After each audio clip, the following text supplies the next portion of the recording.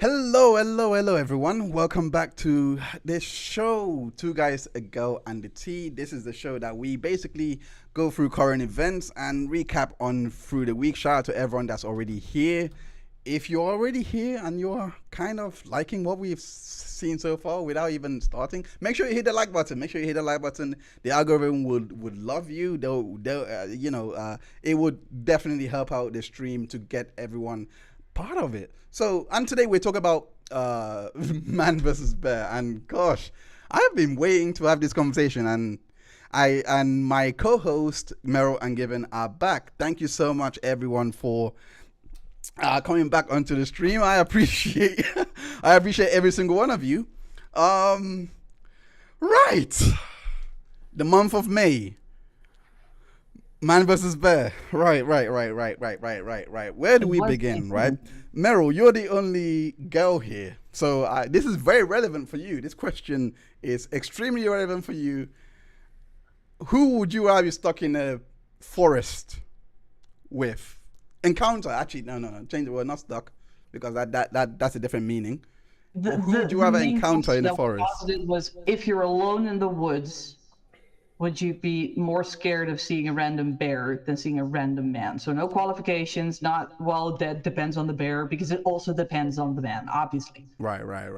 If you're going to qualify it, well, if it's a brown bear, then it's different. Well, yeah, if it's a good guy, then it's also different, So no qualifications. That is the first, I'm not going to lie, that opinion is the first one that I've heard that's very, at least sticking to the heartbeat of the question, because it doesn't need qualifiers, if that makes sense. But continue. Who would you pick though? Oh, I'd go bear. Like if without qualification, just finding myself alone in the woods with a random bear or a random man, I'll take my chance. Well, it's not I'll take my chance with the bear. It's just like I would feel less safe seeing a random man. Interesting. That's very situation can change, because if the man just goes on his merry way, that's obviously then different. When if the bear sees me and runs at me, like, yeah, that's different. Without qualifications, oh yeah, I pick the bear. I mean, by the way, guys, given I just dropped out for a bit, I have no idea why. Probably internet issues, but I'm sure you'll be back soon. In regards to what you said about picking the man, do you think that, before we get into the whole discussion, do you think that, I want to throw this at you, is this kind of a knee-jerk reaction of being socialized with men every single day? And the fact that you don't encounter bears often? Is that kind of like, do you think that has possibly tilted your judgment towards the bear? Tilted your preference towards the bear? I get what you're trying to say, but interestingly, that was exactly the point of the whole thought exercise. Like that was literally why it was posited in the first place. Like, it didn't even originally start as the question, would you rather be stuck in the woods with a man or with a bear? Like, the guy who started it, and it was a guy who started it, his original point was just that the majority of women, seeing a bear when hiking out alone in the woods is 10 times scarier than seeing a random man when hiking out alone in the woods. That was the point that was being made. And then people ran with it and started asking people, like, would you rather be, so it didn't really start out that way. But then people did ask the question, and the overwhelming majority of women did choose the bear. And I'm adding to that. But the point is exactly that. It's to demonstrate the point that there are so many women that would choose the bear. Like, that says something about the society that we live in. Like, why is it that so many women would pick the bear? Because obviously, if you're looking like statistically, bear could maul you and stuff, but and a man might help you. Well, yeah, but a bear might also leave you alone, and a man might also do stuff to you, like trying to keep it slightly censored. But that was the point of the whole thought exercise, just getting around why do so many women choose the bear. That was, I'm going in a circle. I'll stop. No, you're fine. that's kind of why I wanted to ask that question, because if you have never, like, the reason why I asked it like that is because I do understand the premise that it came from, and we'll play the video very, very soon because he did post about it. But the premise that you just mentioned in regards to us encountering more men, I'm pretty sure if someone is like, if you watch Yogi Bear, like, someone like a park ranger, like, I don't know his name, Park Ranger Sam, I don't know, whatever his name is. By the way, thank you for that, Jenny. I did fix it. It is something to do with Windows. I appreciate the call out. But in regards to the echo, but bringing it back, if someone works as a park ranger and is encountering bears regularly, I'm pretty sure that's why I'm saying like that. I'm pretty sure people that actually are working, encountering bears often, stuck in like wherever they may be. Do you think that if those people were women, that they would still have the same opinion as being with a man rather than a bear? I mean, I don't think all three of us here, I mean, I know it's very anecdotal, but all three of us here never seen a bear before. I've never seen a bear outside of TV. You live somewhere where you could even encounter a That's bear. what I'm trying to say. So where would you get the fear to even fear a bear? Like that's what I'm trying to say. Where would you actually get the fear to say, actually, I've been attacked with a bear before? I'm pretty sure if you have been, you'll be breathing a sigh of relief to actually see a man rather than a bear. Unless the man also attacks you, because I agree. If you're attacked by a man and then you see a bear that just doesn't bother and walk off, then I agree. Obviously, bear would be better. But I agree. The majority of this discourse obviously happened in a country where they do encounter bears. Like the U.S. is filled with bears of the humankind as well in gay bars. No, that was a oh disregard. I did not. Yo. Mero, I like your growth. Given it's working, we're turning her to a dark side.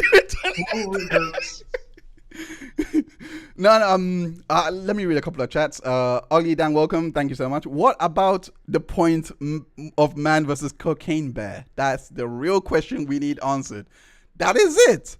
Cocaine Bear, if many people didn't know, was Elizabeth Banks' directorial movie came out last year, and it's actually based on a true story of a bear that actually ingested I think 15 kilos or something like that, a lot of kilos that was being cartelled over by plane. It was being trafficked over by plane. The plane crashed. I watched it, so I remember it. It was kind of the dead ending, but point is, it was so funny. Like it landed on the bear. The bear like was coked out of his head and went on a complete rampage, killing everyone. So that is a very interesting question. Would you rather be stuck with a cocaine ingested bear, or would you still pick the man? Would you still pick the bear in that situation? That depends if the man in question also has ingested a lot of coke. No. Hey, wait. That's interesting. Wait. That's interesting. If a man has ingested a lot of coke, I think he'll be mellowed out. Do you think he'll be violent and psychotic? Do you know what cocaine is? It's an upper. No, I've never had coke. I've never experienced. Make you more like, let's go get it. Let's do it. Like people on coke are like on edge, they're edgy, they're agitated, it's like if it's it is an upper, so you won't be mellowed out. That's not what coke does. Yeah. I've never maybe he might be able to be more alert to look for a clear way out of the situation. So you might have a more energetic person looking for clear solutions in that time. That's why a lot of people in the finance space usually use cocaine or lawyers or whatever, because it allows them to kind of have that energy to keep doing what they're doing. Also, in the chat here, M169, thank you so much for commenting. She says, I'm choosing the man. I would love to know your opinions, why you say you're choosing the man. I'm actually also going to put out a poll. I'm actually also going to put a poll. You see, the actual question I would love to see answered is, if you take women who are born, let's say, between the 50s and 70s, and ask them, man or bear, versus women born like between 85 and 2000, I wonder what the difference would be in the What answer you That's about would the get. women interesting. between the 70s and 85? Are We they don't not care about allowed those. to? We don't Oh, care about those. We oh, don't care okay. about those. We don't care about those. You They're in just missed out a limbo. whole generation. They're in limbo. We don't care about them. We don't care about them. I literally specifically excluded them because I want to see. I want to go as decently far back where the war still was remembered, where people, at that time still remember, some stuff went down, people went and died in a war, versus That would people who are far removed from it, who would then, have to. that would That's be a actually be discussion. very interesting because they just been through a war. I think They just I been through a think the war. So 50s, the people from the 50s and 70s, between 50s and 70s would probably pick. They would probably pick a man versus a bear. why do you say that?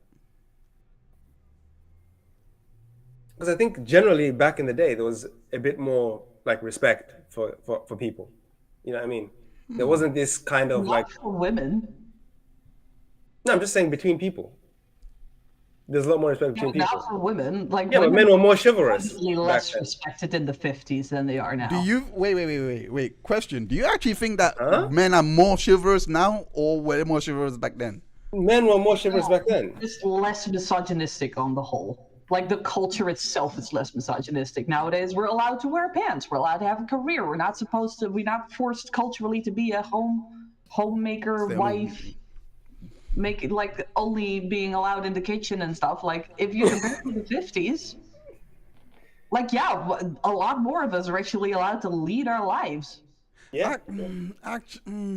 I don't disagree. By me making this point, I don't disagree because I do think that there was a class disparity back then. That because women were working, women were doing all those things, but it was in obviously by the permission of their husband. Limited roles. Yeah, I know, and whenever like I And came that's across a kind of the study, point. there was Say that again. You're muted. I Sorry. muted myself. I said that's kind of the point. That if they did something, they had to get permission from their husband. Yes, Like yes. women weren't I'm even not saying allowed that's. to I'm not invest saying it. that's They weren't even grand. allowed to have credit cards, like their own credit card, until the 70s. I'm not saying that's grand or anything. I'm saying that it wasn't as if they were shackled. Can I say shackled? I mean, technically, it is shackled. They I don't know. were definitely shackled, like not being allowed Definitely to have shackled. financial Let me independence. let me let me lay the context to what I'm trying I to think say. it wasn't shackled. It was just heavily influenced, I would say. What I'm trying to say is that there was a Nobel Prize winning research that actually went into the wage gap. We're not going to talk about that on this show, obviously not. But it basically looked at the earnings of men and women from the 1800s onto 2000 and I think the cutoff was 2018, I think. But the point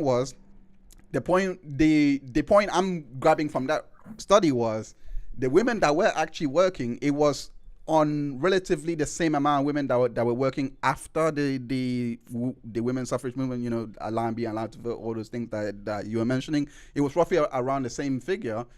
It's just that the women that were working back then were registered under occupation as carer or home bearer, but they'll be working in the farms. They'll be owning, not owning, but managing the farms, all those things.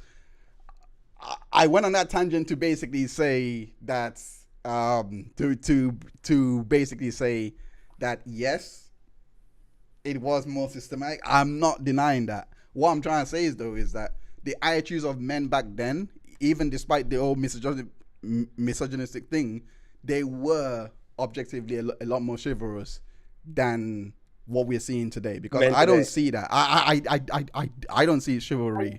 I don't see why chivalry here is the important factor.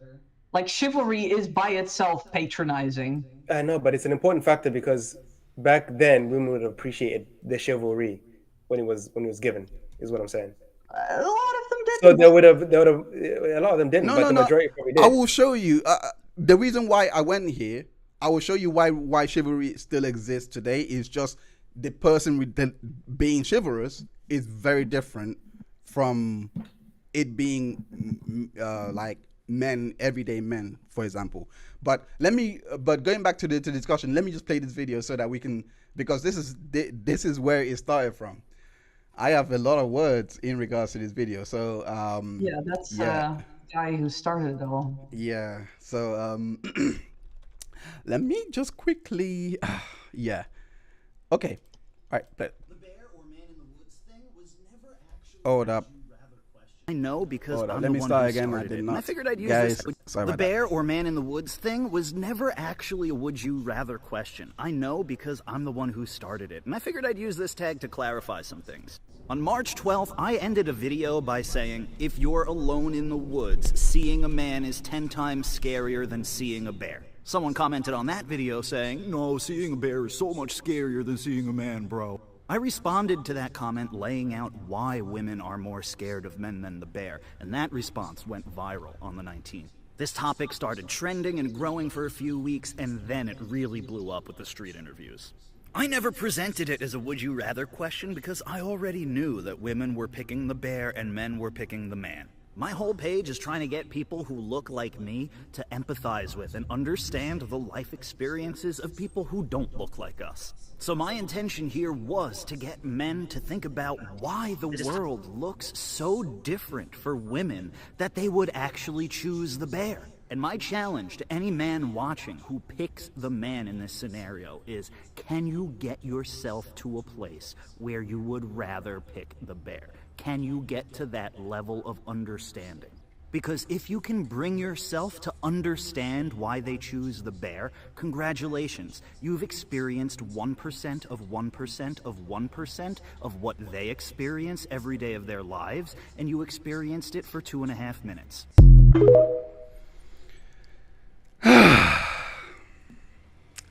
Thoughts? Because literally the only thing that I have to say about that is that the 1% of 1% thing, it's hyperbole, okay? Like, it's not literal. But apart from that, yeah, everything he said is sound. given. What the hell? What is this guy talking about, bro? Get him out of here. Bunch of bull. Nah. I understood exactly what I was saying. And again, I could empathize with why you picked the bear. And I could see a logical reason for why you picked the bear. As I probably stated earlier.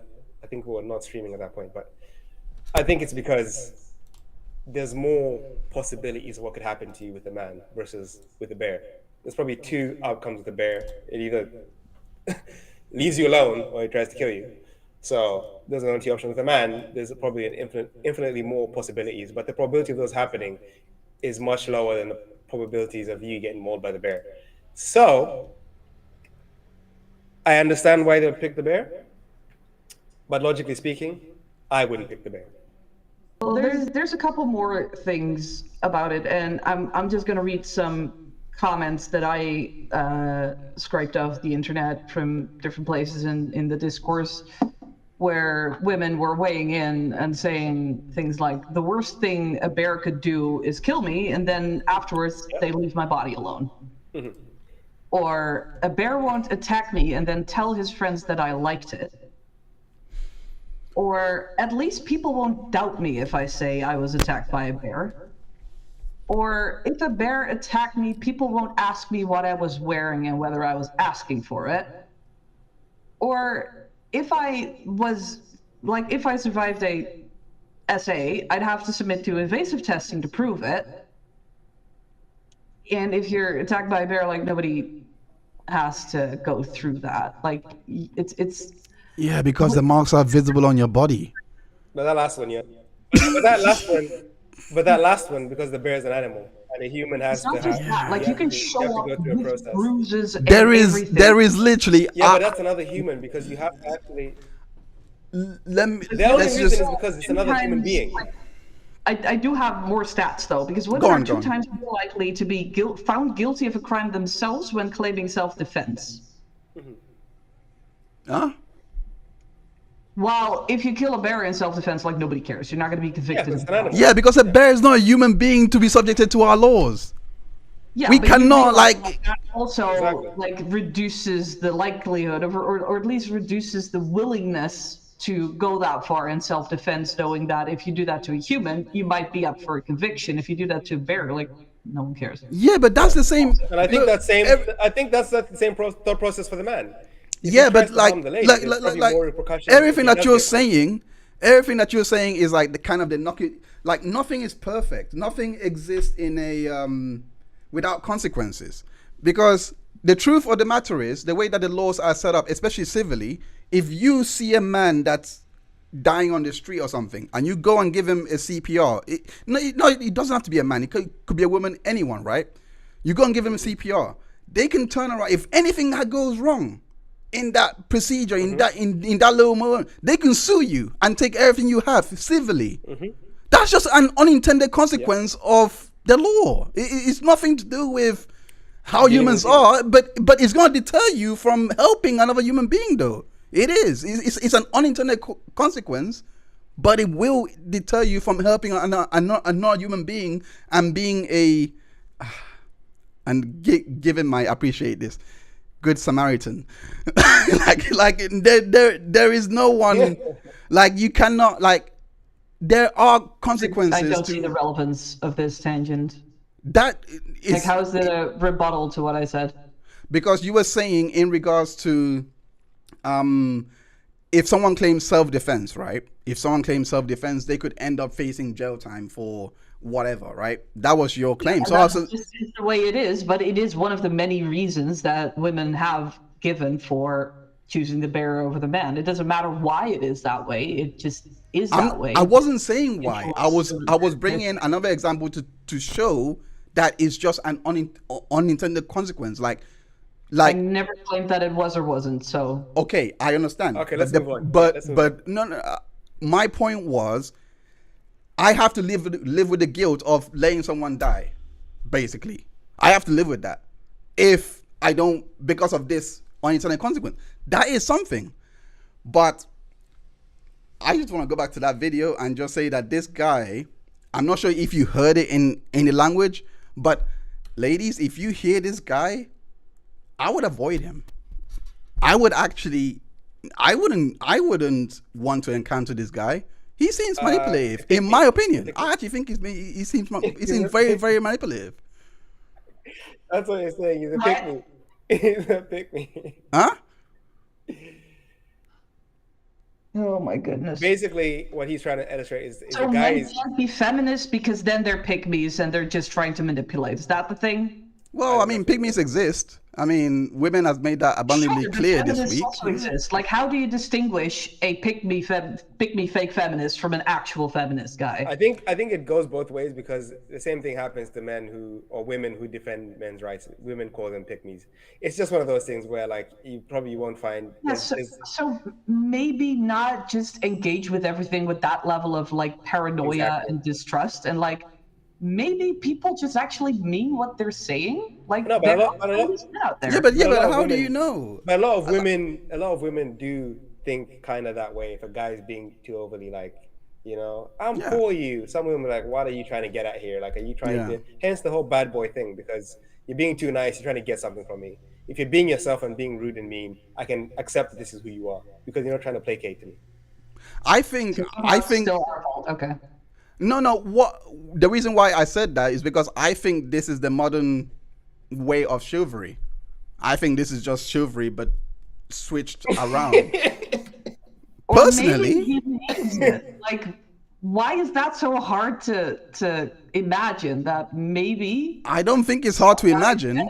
I don't think was it's hard correct, to though. imagine. I He was actually correct in his assessment, so. yeah, but his You're assessment. basically accusing him of being disingenuous with no basis. I'm getting to the except basis. for some people are pick-me's. Okay.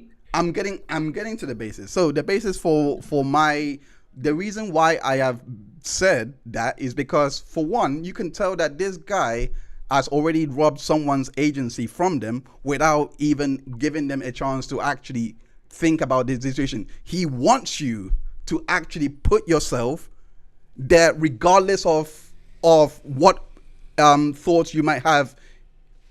Put it this way, right? I'm a black man. No. It's so manipulative. Yeah, it is manipulative. I'll tell you why. I'm a man, that's one.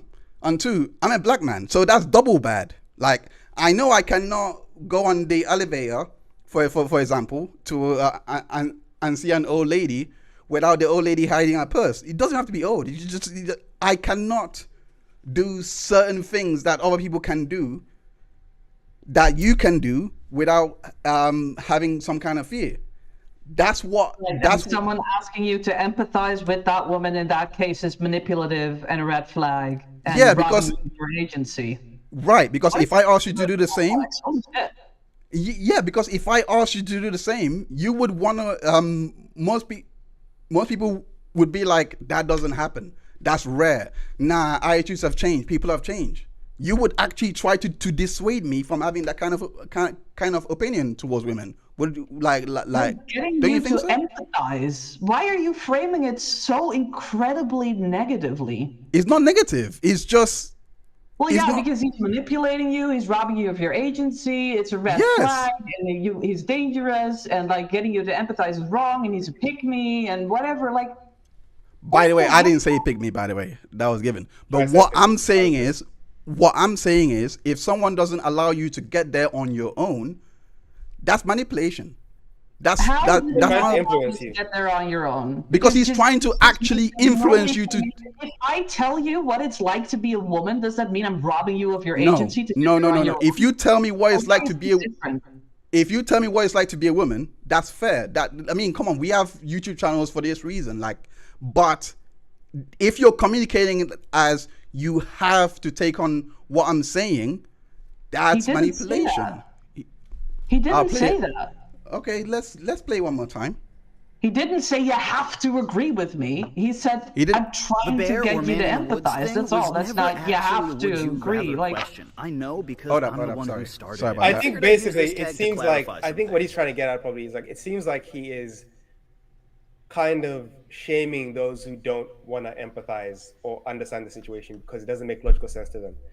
Basically saying that if you don't understand this situation, why someone won't pick this, then you are kind of like, a bad person. Yeah. But essentially, not a person either. Essentially, enough with the victimhood already. Just I know. How is that? You see, as clear as possible. I'm trying to make it as clear as possible. You described someone asking you to empathize with people who are not like you as robbing you of your agency. Yes. Because it comes with a negative, as Given just said. I'm glad I'm not the only one. I'm glad I'm not the only one that. That's what he's getting at. He's basically saying that there's a negative connotation. It comes with if you don't subscribe to this, you are basically discarding of these other people. Sorry, you're a bad person. But at the same time, he didn't say you're a bad person. No, should we play it again? It's the influence. It's what it's conveying. It's what it's giving. So how should you have done it then? It's what it's giving. How should you have done it then? Nah, bro. I want to pick a man, bro. How else should he have conveyed that message then? You just say how it is. You just say, look, guys. Right. Yeah. Would you rather pick a man or a bear in the woods? From my understanding, I think we would rather pick the bear. Okay, and he explained that?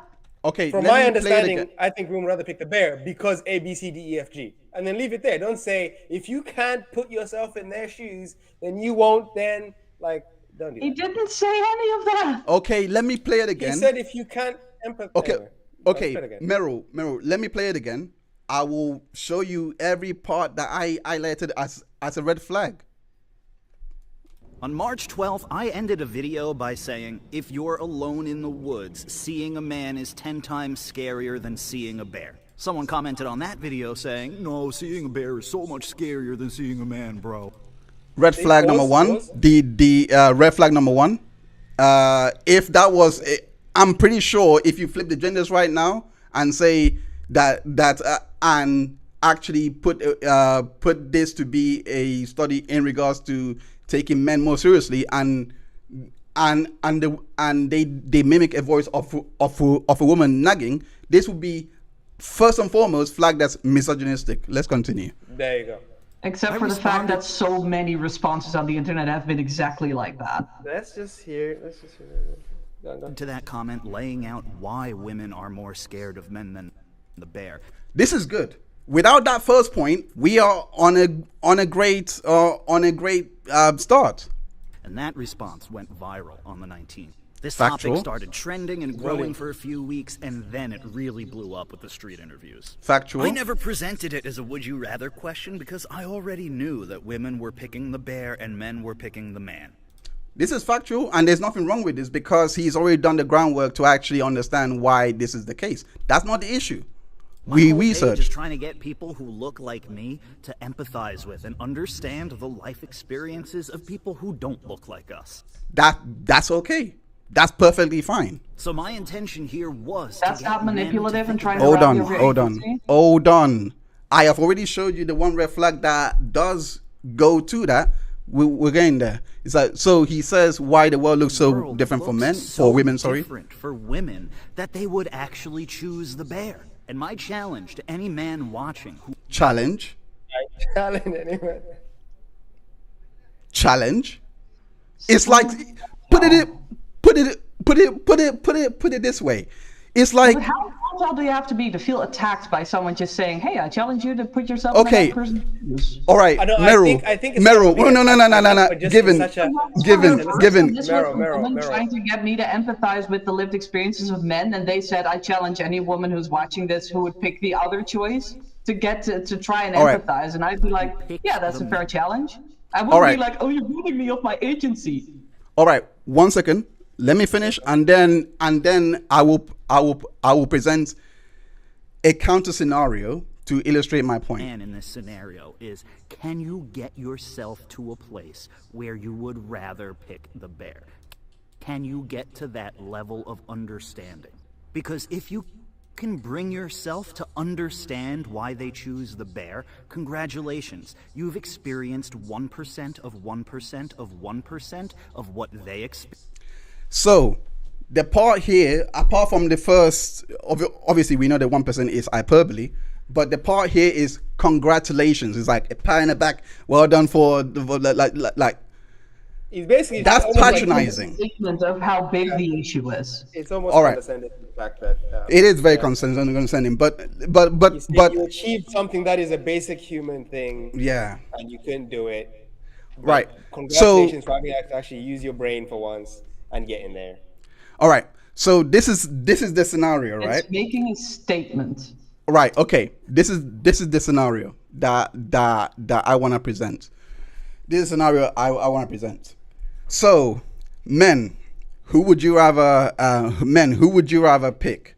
Would you rather have a stripper that gives you sex all the time, or would you rather have a wife that's with you that doesn't give you sex and doesn't cook for you, but this stripper cooks for you and does all the thing? Which one would you prefer? And before you pick the wife, because it's before you pick the wife, I challenge you women to cook for your husbands, to dress up sexy one time for your husbands. I challenge you. And if you can accept that challenge, and congratulations, you now understand what men in a marriage feel like. What do you not see? That's literally what he said. It's just different words. This isn't relevant. It's not even remotely comparable. How is it not?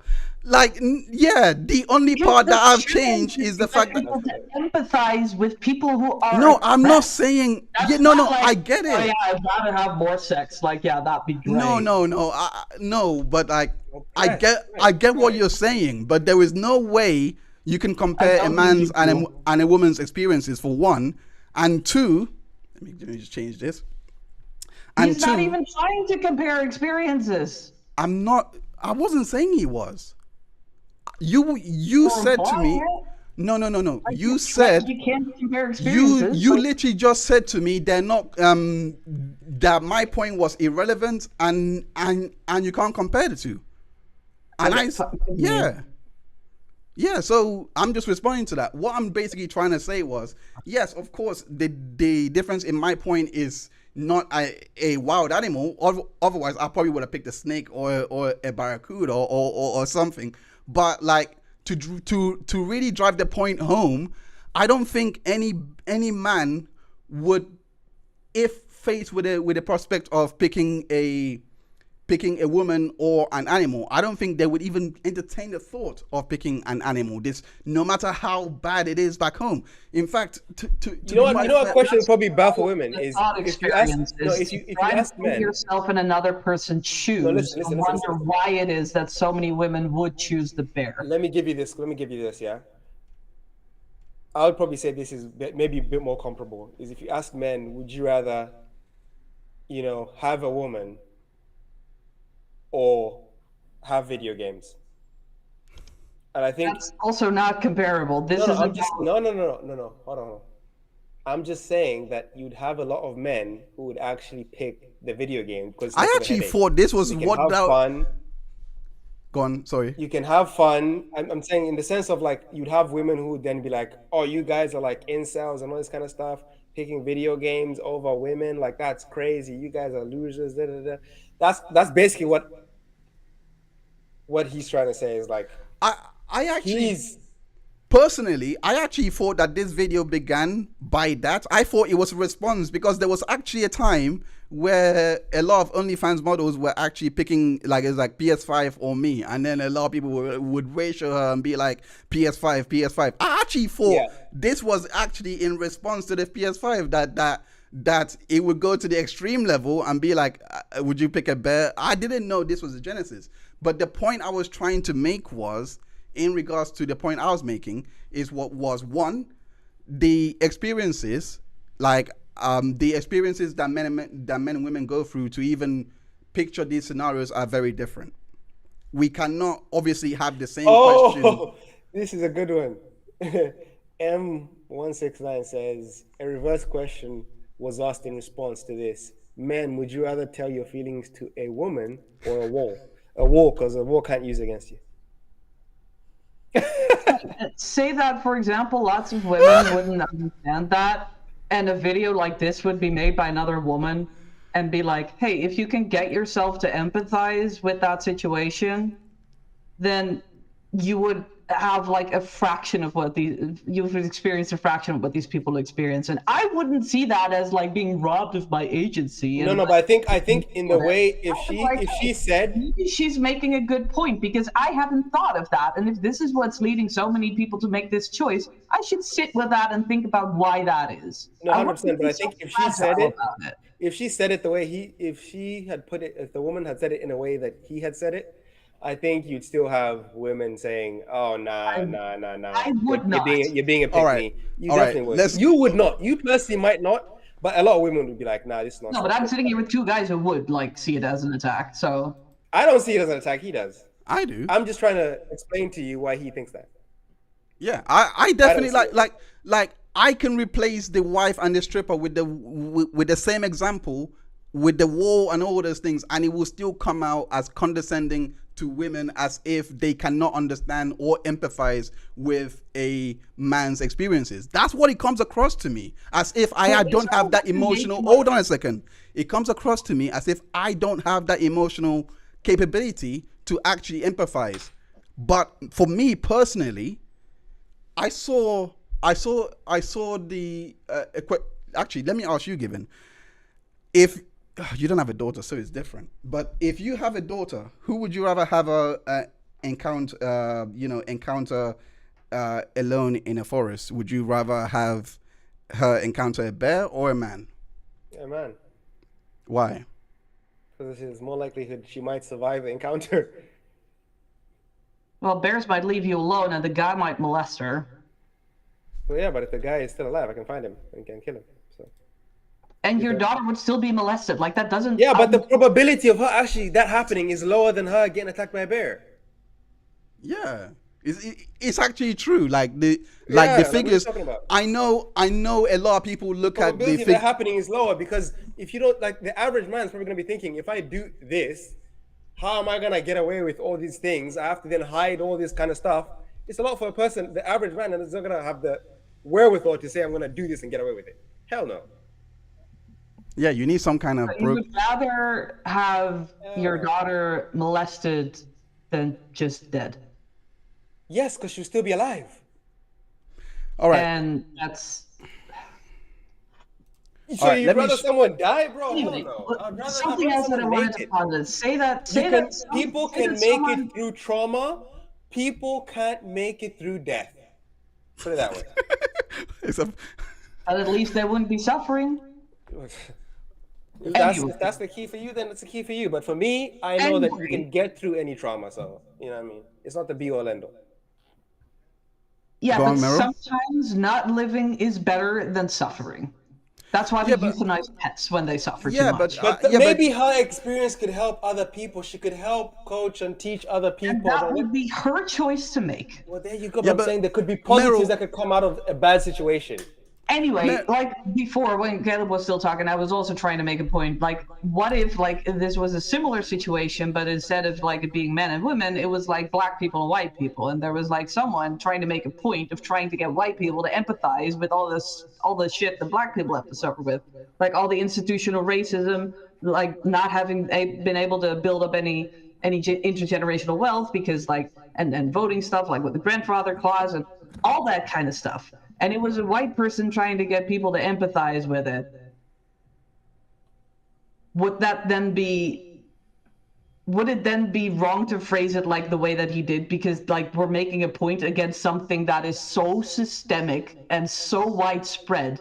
It's not like choosing a wife over a stripper. It's like choosing systemic misogyny.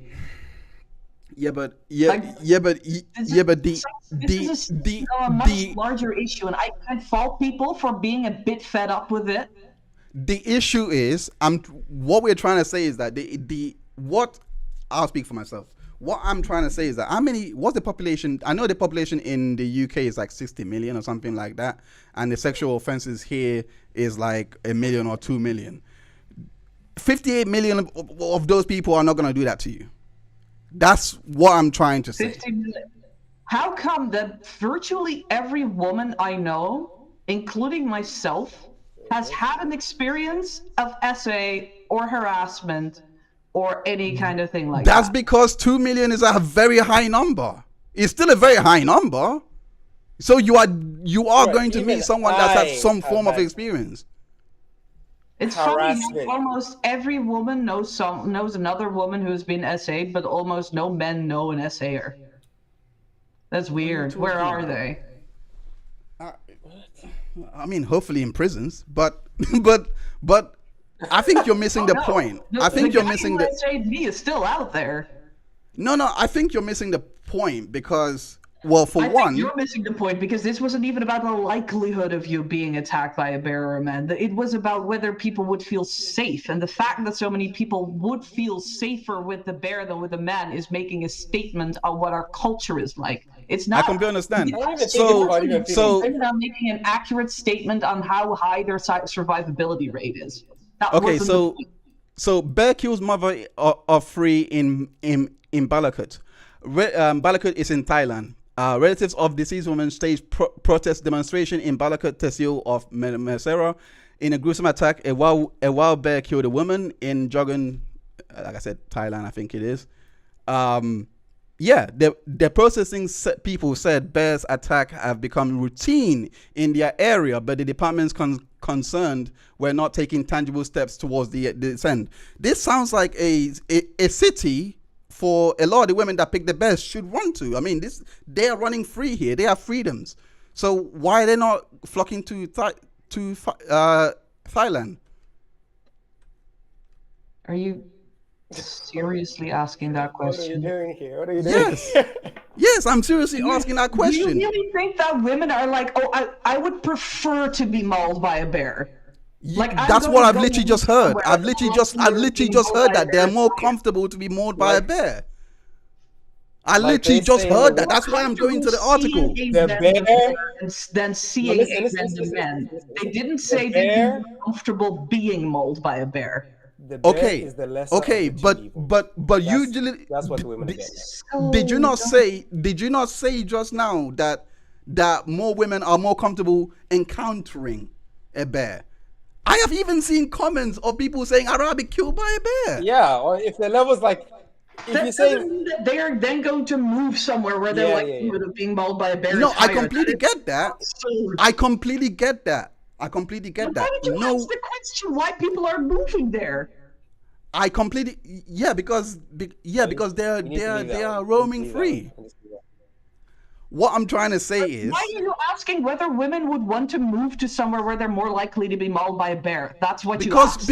because your logic is now returning and you actually see the actual danger. We need to no, we need to let this go. No, we need to let this go. We need to Why let would this. you move somewhere where the likelihood of being attacked is higher? That is dumb. Basically, what we're saying here is this is the threshold for like, this is cool. The bear is here, men are here. So it's still lower, but it's just better than the man. Yeah. It's more comfortable Also, than the I man, can but not predict- to the I actual can comfort better levels. predict a bear's where you'd behavior than a wanna- man's behavior. Huh? You wanna do Okay, but that's why I literally.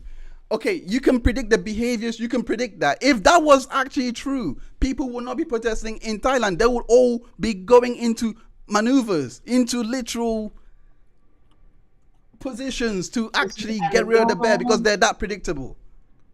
They This wouldn't is be protest. anecdotal. This is not the same culture that the whole thought experience was held in. Okay, This doesn't it's prove not the the point. same. Okay, but bears exist there, so that means they must have training. They must have understanding of how to evade a bear attack because they are predictable. I said I can better predict a bear than a man. Right. Does that mean that I am now safe from bear attacks? Well, yeah, you'll be safer. No.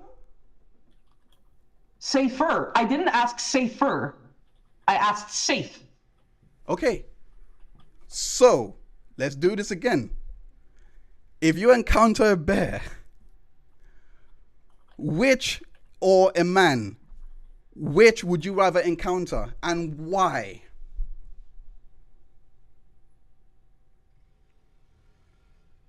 I've already given you the answer. Why are we asking this again? Because because this new answer kind of contradicts that answer because your previous answer was I forgot your previous answer actually. Repeat. I've actually just forgot your previous answer. It literally just escaped my mind. Let me. How does the fact that I don't want to move somewhere where I'm more likely to be mauled by a bear disprove my earlier argument? I do not see what your train of thought you've been. Because okay. Let me go back to this because this situation reminds me of the MGTOW movement. I'm not sure if people don't know what the MGTOW movement is men men going their own way. So the MGTOW movement was quite popular, I believe in 2016, 2017, maybe getting my time wrong. But the point was the response in regards to the MGTOW movement is very different from the response in regards to the bear movement. This is not the same, not the bear movement, the man versus bear debate. This is not, by the way, the parallels are very similar because in regards to the men going their own way, they were saying, we rather avoid women altogether.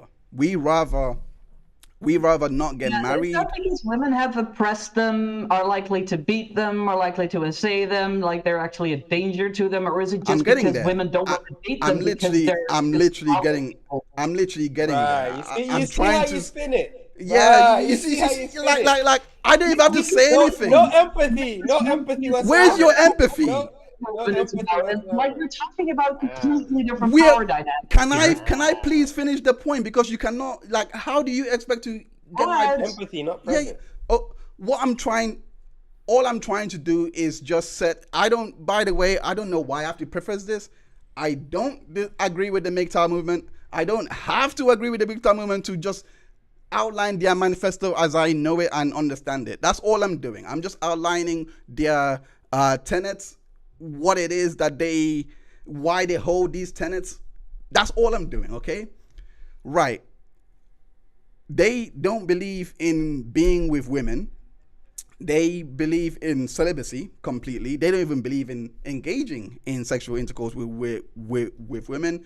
Some of the reasons cited is that they fear that one day they could sleep with the wrong woman, and then the wrong woman goes ahead and reports them for something that they are not guilty of.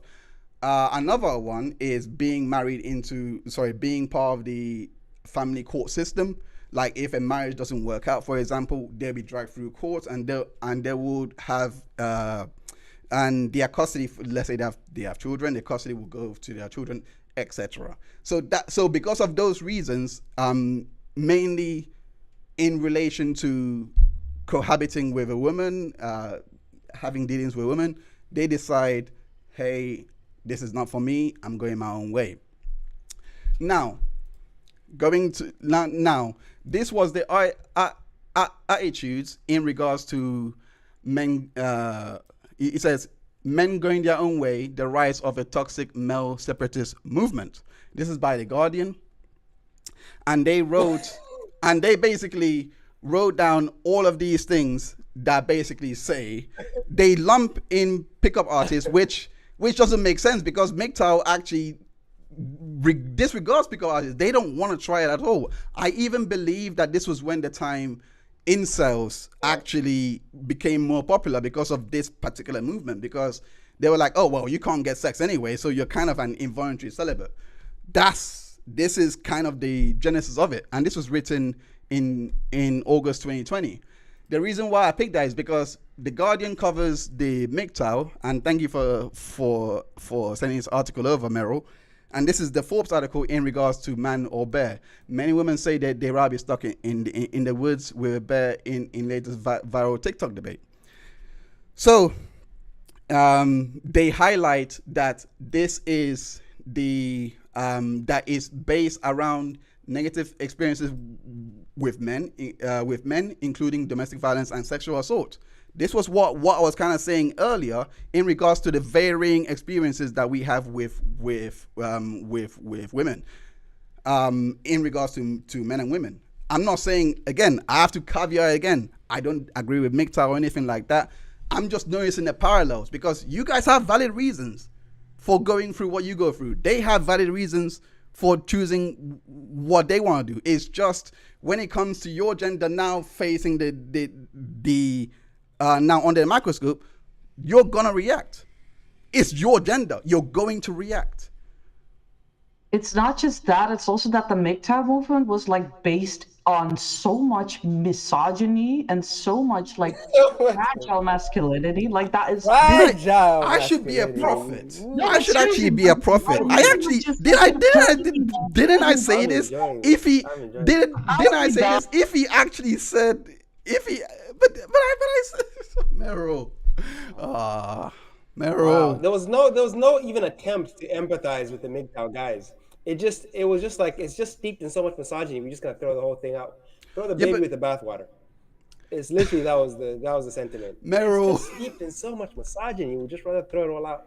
The baby in the bathwater. Put it this way, yeah. If there were as many bears as there are human males, like it would not be a pretty sight. Like it wouldn't be kosher and cool. You know what I mean?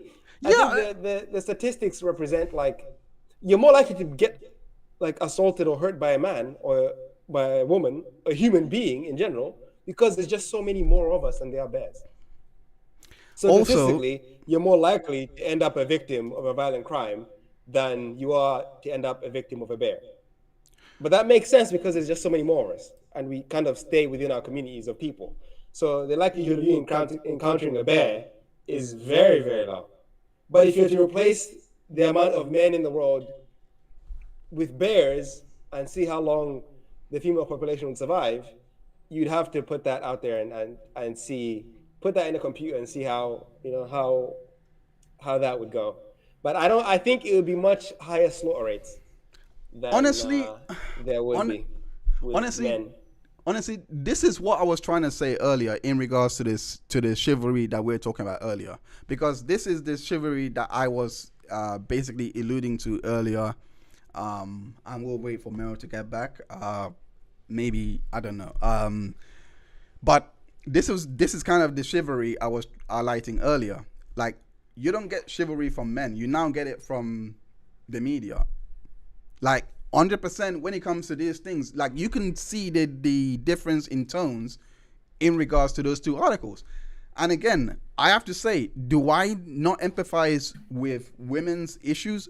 Yes, I do. I actually do. I understand them. I just think extrapolating from the minority that commits these crimes and attaching it to the majority is... That's not what was at any point communicated with this. Right, but the point... This is just a hashtag not all men argument, and hey, nobody said all men. Right, but... If you're not a guy that a woman would have to worry for meeting in the forest, then this is not about you. No, yeah. All right, so let me go back to let me go back to the tweet. Job strawmanning what I said, Given, by the way. I really appreciate that. By the way, I was just looking for the she made it an all men attitude, because here she says, well, all men, here is from the horse's mouth. She made it an all men argument. Hashtags, like, people sometimes use hashtags to, like, get the attention of the crew that's talking about it. I get it, but the communication is still there. If you actually... And she's not saying it is all men. It's literally like she's putting it like she's addressing the people that are looking for that hashtag. All and men encompass me, because it encompass me, encompass Given, encompass the men that are reading you can see it both ways. You can see it both ways. Reading so much into it. Yeah, okay, but I think this is what you missed. Meryl. This is what I said. I heard you strawmanning my argument to death. I heard you. No. You heard. Wait, strawmanning. Yeah, because you put it as if I said, "No, it's just misogynistic," and then throwing out the baby with the bathwater while I haven't even gotten through my first sentence. Oh, then get through it. Go on. Right, so the big point is that if we're talking about men and women, we're obviously talking about one group that has way more social standing, way more social power, is obviously in a much better position as a whole, as a group. I'm not saying individuals. And we know that lots of women have had violent encounters with men, and like have being as I'm trying to pick words so I don't say demonetizable things, and have been SA'd by men, stalked by men, all that kind of stuff, have been subjected to all kinds of misogyny, and then you're comparing it to the MGTOW movement, which is just, oh, women don't want to sleep with me. Because MGTOW was never about, and then you compare it, that was not you, Given, that was Caleb, like comparing it to, well, yeah, but like the court system in divorce, saying, yeah, but like false charges, false rape charges and stuff. No, but that's comparable to like being murdered and SA'd all the time. That's part of the MGTOW movement. Is them. It's not just the one part of we're not getting picked by women. It's men who are. The Southern Poverty Law Center categorizes MGTOW as part of the male supremacist ideology. Bruh. It's interesting when you actually the same thing going on about like women choosing the bearer, or are people just making a statement like, hey, lots of women are generally fearful of random men they don't know. No, you're not listening. Like, if you actually go and hear what a lot of these guys are saying, a lot of them are talking about what Caleb was talking about, which is the divorce courts are messing us up. My kids were taken from me. I'm done with women. I will tell you this. That's hold on, Meryl. Party for fear of like they're being roofie. Meryl, I'll tell you this. Hold on, Meryl. Like, there is anyway. I just don't appreciate you trying to draw parallels between like two wildly different situations, and then trying to say like, yeah, both no. These are not wildly. These equally valid. Meryl, these are not wildly. Where is the empathy? If you can understand the empathy on both ends, you should be able to say, okay, I understand why they would leave. I understand where they're coming from, and that's how. But then you're minimizing it. You're saying, oh, but it's not that big a deal. That's what you're doing. You're minimizing it. What if it isn't that big a deal? Like, are You you going to see? say that false accusations of being raped are the same of actually being raped? Bruh. I mean, When you what I mean. ruin someone's life socially. Right. Okay. Oh wow. So Are you Meryl. really You can't, saying that having Meryl, you having can't. false charges All right. All right. against Right. you Right. Right. Right. Meryl. for Meryl. being Meryl. Meryl. violated? Yeah, Meryl. Meryl, but you don't know Meryl. how that's gonna I'm affect like Meryl. snapping Meryl. at Let you. me tell you this, Meryl. No, let me say this. Let me say this now, yeah, Meryl. Though the effects someone could feel of a false charge, you don't know how that can affect them mentally. For someone, it could be devastating to them to the point where they kill themselves. So for you to say, "Oh, but you know, you can't say that. You can't give weight to something that you haven't experienced. If someone experiences that and it genuinely devastates them, ruins their life, and they kill themselves, you can't then say, "Oh, it was minimal. They shouldn't have done that. It wasn't even that big a deal, bro." What And are you funny talking enough, about, man? and funny enough, male suicide is. Meryl, That it's stop worse than anything you've ever it. experienced, and if you And don't funny understand enough, that, then you're not empathizing. and Stop funny it. enough, I'm male trying to empathize, suicide but you're is not actually empathizing. high. That's the point. That the funny part is male suicide is actually high in today's day and age. But I want to actually Yeah, make this point. patriarchy Hold on. hurts men too. Hold on. Meryl, I want to make this point because this is the reason why I started doing my streams on Wednesdays, because I want to use, when I heard the stories of those MGTOW men, I did not agree with them because the reason I felt attacked because I practice celibacy, but it's not for their reason. It's because of my religious beliefs. That has nothing to do with them. But for some reason, if you hear I'm celibate, they're going to think MGTOW. Like, based on the popularity of the actual, like, you know, movement and everything, they're going to think that's what you are. But I'm like, no, I'm not.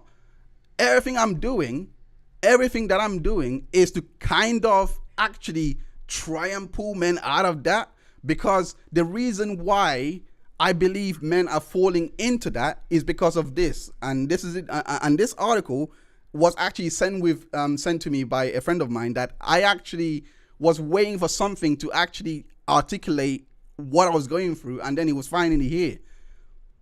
This is one of those.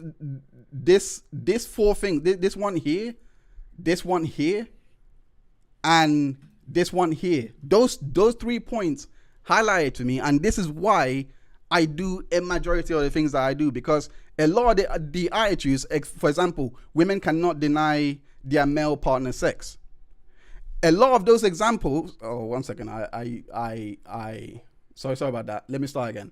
4, 5, and 8. So those are the attitudes that basically at least stood out to me that I can articulate and actually be like, men, we should actually change our attitudes in regards to how we request sex. Because if we look here, the attitude that a man cannot, the attitude that a man expects sex from their wife, for example, right? I think that's something that shouldn't happen. I think that's something that actually has led men to go their own way outside of sex, because a lot of the issues come with the possibility of divorce, and a lot of divorces always, let me not say always, I'm sorry, most of them is because of lack of satisfaction. I'll just like most of them are because of this, and I'm still doing my research to go into the actual figures so that I can articulate this part a lot better, because this part is why you're seeing this part occur, and why you're seeing negative attitudes when it comes to men in regards to let's say that a man denies a woman of sex. The attitudes in regards to this denial, for example, is actually, in my opinion, is very detrimental. Including, let's say that you go in to have sex with somebody expecting for it to increase to a relationship, because and this is the woman, by the way, but the man says, no, I just want to have casual, nothing formal, but because they have not chosen to escalate that sexual relationship into a formal relationship, it it now becomes a point where the girl might feel embarrassed. They might feel, sometimes it can end amicably. It's like, okay, cool, fine. Then we stop engaging in this, we move our own way. Sometimes that happens. Sometimes what happens is she ends up accusing this person of, I did not consent to this activity. There is a case that I'm literally looking at right now of an MIT, I think he was at MIT professor, David Sabatini. He has won Nobel Prizes, and he lost his lab because of this particular scenario. I'm talking about this tomorrow. But this is the actual issue that face men. But when you bring this up, it's minimized. All these negative attitudes, it is in my opinion, is cyclic. It comes from unearthly attitudes that we owed to one another. There is a reason why male suicide rates are high. There's a massive reason for that. Yeah, it's patriarchy. It's not patriarchy. Believe it or not, it's way more tangible than patriarchy. And patriarchy is probably not even there. No. It's literally not patriarchy. All of their feelings that they cannot communicate. You've been talking for a long while. I get that. Patriarchy is the thing that teaches men that they shouldn't have feelings, that they can only express it in terms of anger or whatever, that they cannot share it with everyone, that it's weak to have emotions. That is also a patriarchy, that they also always have to lead, and that they can never just be soft and shit. And that's why a lot of them feel like they can't go to someone when they're struggling with someone, and that's why the suicide rates are higher. It's not why the suicide rate is high. I'll give you one example. There was a case in the. So that has no influence then. No, and I cannot wait for future streams to bring up countless articles to actually show how patriarchy has not actually informed these attitudes, is not actually a main driver. It could be 8%, it could be 6%, but it's not the driver. Quick question. Go on. Quick question to Meryl, yeah? So would you say, Meryl, that the women who themselves attest to not wanting an emotional man have been kind of swindled by the patriarchy to have, or kind of influenced heavily by the patriarchy to have that opinion? Yeah. Yeah, okay, cool. So they can't think for themselves. Cool. That's not... But if you're gonna keep strawmanning, leave. I'm not kidding. I do not appreciate that. What did you say that was wrong though? Wait, what did I miss? I thought it was a normal question. I said, this is what I said. Let me repeat what I said. Engage in ideas that are propagated by the patriarchy means that they can't think for themselves. Let me put it this way, yeah? Because listen, a lot of women, yeah? Listen. Stop with every point I'm making. No, listen. Why would you listen? I have been listening to you.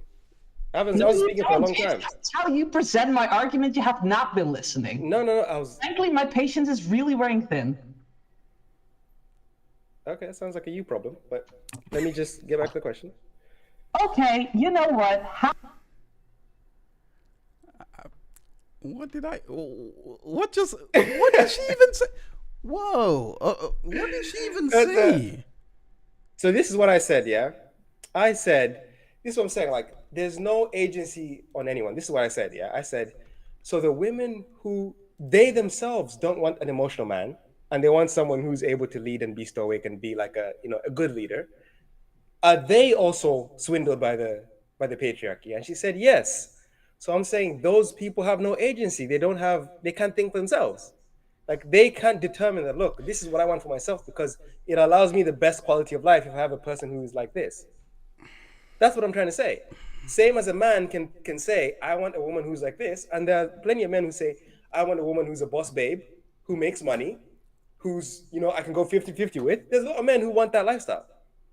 And they're not choosing, the patriarch doesn't enforce that, but they're choosing that because that's what they want. There's agency. So the same should be equally valid for women who want to choose a man to be the leader and for them to be in the backseat role. That's not the patriarchy swindling them. We have to allow for people to have agency, and you can't just not allow people to have agency. Regardless of the pressures on top of you, if people don't have agency, then they're swindled. Like, it's wild to think that people don't have agency. It's wild to think that people don't have agency. That's why I mean, look, look. I would definitely have a lot more streams. And this is what Jenny Cutler says. Women totally want emotional men. I This think is the thing. They want emotional men, but they want emotionally intelligent men. Emotional men are the ones that end up being the criminals because they can't control their emotions. I was literally about to say what you said, but in different words, because emotional men also encompass the men that for one, if you disagree with them, they literally get triggered and are angry. Those are emotional men also. Like I do understand what she's saying. Though. I do understand what she's saying, but the communication has to be like it's paramount because when men hear that, they don't understand it. They think it's women lose it. Yeah. They don't explain exactly what type of emotion they want from their men. When they say we want emotional men just say I can just be myself and express my emotions, and that's what you want.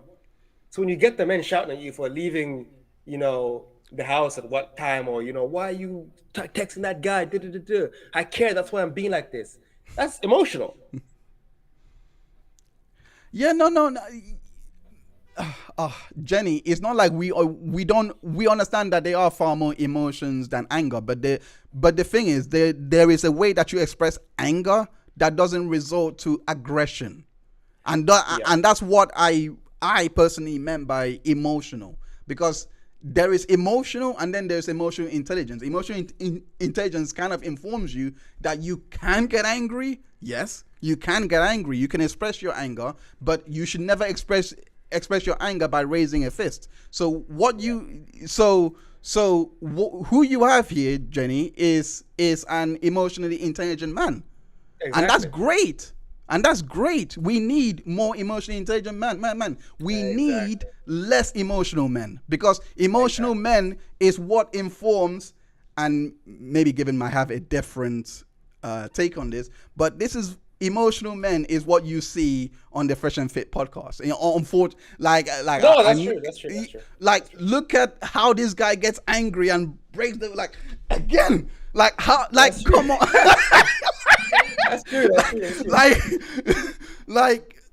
There's a difference. That's all I'm trying to say.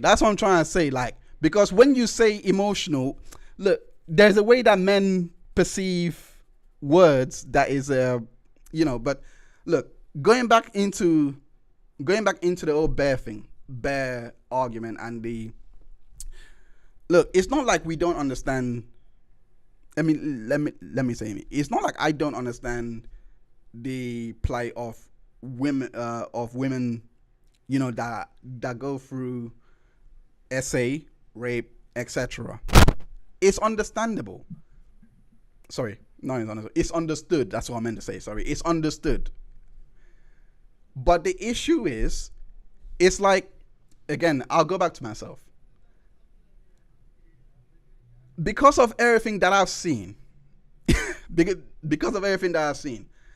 I cannot walk on the street with my head high. Like, I have to put my head down because I don't want to look at someone the wrong way. I don't want to, if I go to the gym, I don't want to look at a woman because, one, there's two scenarios. Or one, the boyfriend could be there and he might not appreciate me looking at their woman, which is his right.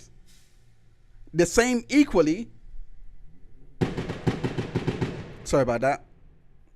The same equally in regards to looking at a woman. They may take it the wrong way. So I just decide to be like, I'm actually not going to do anything like that at all. I'm just going to go and do this. There's so many decisions that I've made to be like, actually, I'm not going to engage in this. And I don't think, personally, I look at it and I'm like, that's kind of sad.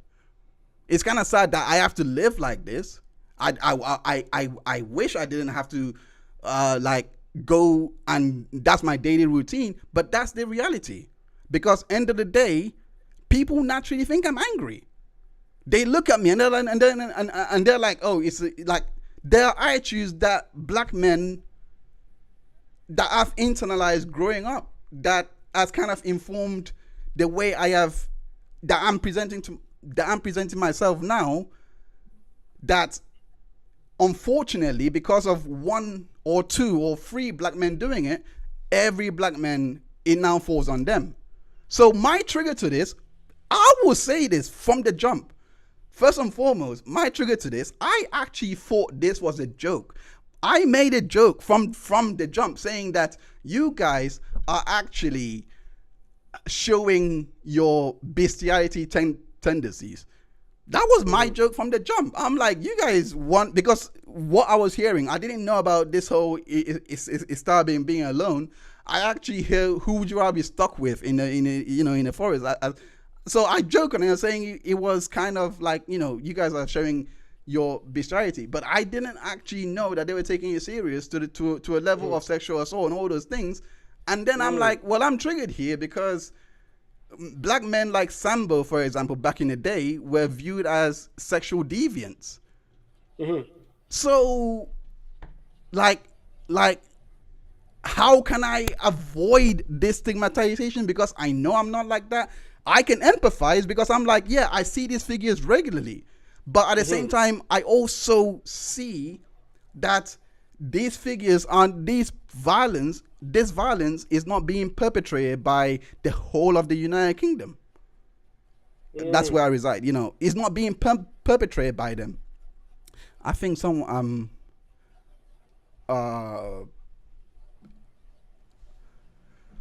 it's not being perpetrated by the majority of men in the UK or in the US, wherever you are. It's not being perpetrated. Now, do we dominate those stats? Men, when I say we, I mean men. Yeah, we do, absolutely. But there is the psychology. If you examine those men, they don't think. They don't actually think like that. They actually hold on to the attitudes that I actually highlighted to you, because I was in a marriage that I never expected sex. Like, if we do it, we do it. Like, I'm just giving one example from that from that thing. A marriage is a lifelong union. It's one of those ones where you can't actually leverage. I was taught this by my parents, man. Like, my upbringing does not even compute that. But what I'm trying to say is the mentality of those particular men that would commit these crimes are not the same mentality for an average man. Now, I will say this, so I will say this in regards to, now, there are men that are growing up, they don't know left from right. They may not have the best guidance, right? And then they may involve themselves in encounters that are not, there are some men like that. They don't naturally have this, but they need a bit of education to actually be like, oh shoot, yeah, okay, I didn't know that if I hold these beliefs, it'll be like that. But for me, I don't think the way that this whole thing went, I don't think anyone has been educated. Given. I want to ask you. Have you, when you were growing up? Yeah. From a male perspective, when you were growing up,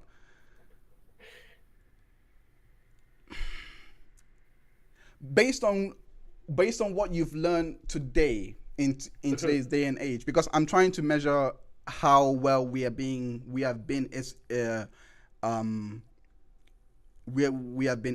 educated by society.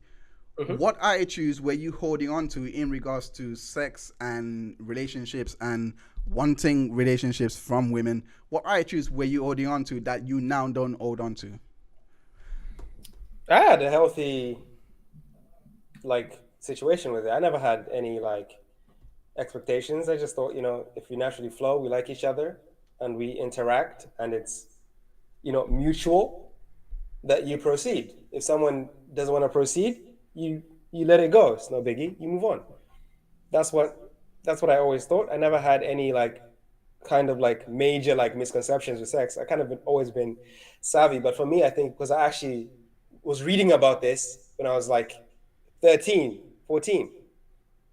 Instead of just entering these situations, I would actually educate myself on the proper way of conduct and know how to, conduct myself in situations with women Okay. and whatnot. So for me, So- it was never like any misconceptions or any kind of like That's fair. I mean, things I had to let go. You know what I mean? There was never anything I had to let go because I kind of had my head screwed on right from the beginning, to be honest.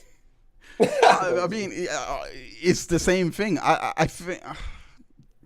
Like there's some I think there's some African things that were jarring, like African traditions that are not here that are jarring, but it wasn't like something I held on to because I left Africa when I was a kid.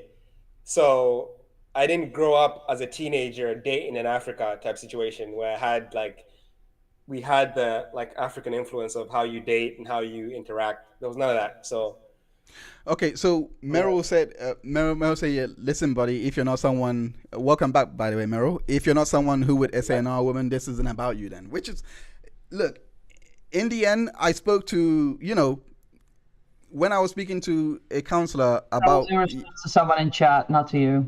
Okay, no, that's I still do wanna address it because there was a case of this woman that was abusing their husband for 20 years, I believe. They had a 20-year marriage. She started the abuse around the third or fifth year, whatever.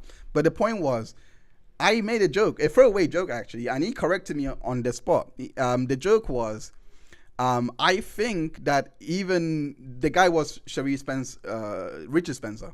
So I said, I still think that if Richard Spencer was to be asked the question, who would you ever encounter in a forest, Cherie, the woman that abused you, or the bear, who would you rather pick? He would still pick Cherie. And then he said something that was very important. And he said, there is a difference between abusive men and men. That's what the discussion was about. It's not about abusive men meeting abusive men, because that changes the entire arena. But if you're meeting just a regular man, then that's the issue. Then that's what the discussion is centering around.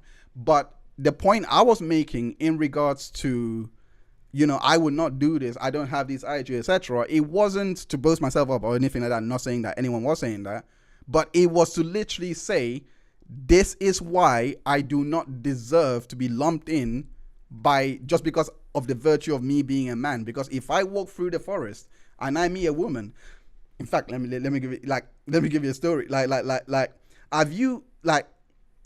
I don't think women actually understand being on a platform alone with a woman. I'm scared for the woman.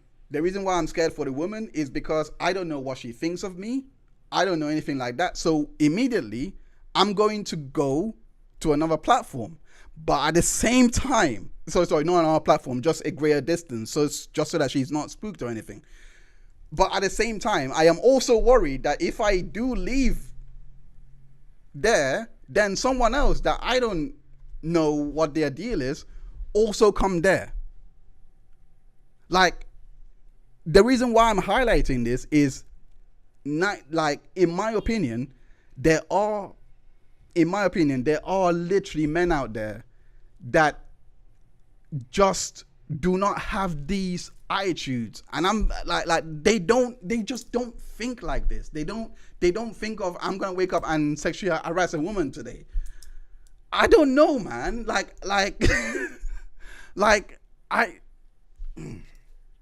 That's just, but chat.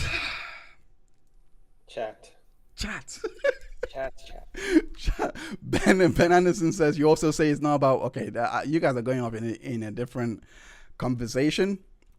Elga Frau, welcome to the chat. Thank you so much for joining. I don't want my son to be accused or raped by unscrupulous women. I don't want my daughter to be sexually harassed by an unscrupulous man. I have educated my son on how to behave.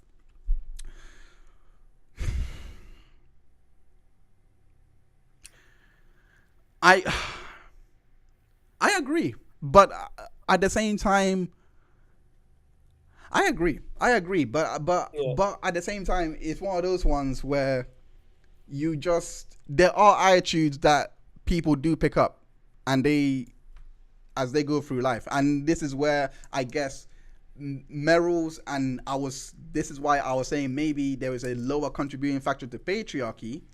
If you want to talk about attitudes as you're growing up, like hidden puberty, etc., then I would say patriarchy may have a contribution, etc. But I do think that a majority of men out there, they have been raised right.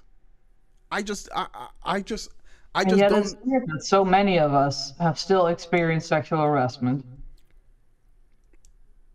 Do you think it's like the same guy that's just going around cities, like just one guy, like going around and essaying everyone? No, I don't think it's the same guy that goes around saying everyone, but I don't think it's like 46 million men doing the essaying. That's the entire male population. I think it's likely the same guys doing the essaying, the people who have the predisposition to do that anyway. Those Right. are the same guys who are going around doing it to multiple people. Hey, do you know how many guys I know that have actually sexually assaulted me that their friends didn't believe that he did that? Yeah, how many- some people are deceptive. Like we're not perfect, by the way. Right. Like, So when people are like, "Oh, no, he would never do that," that doesn't mean that he hasn't. yeah, but like, That's true.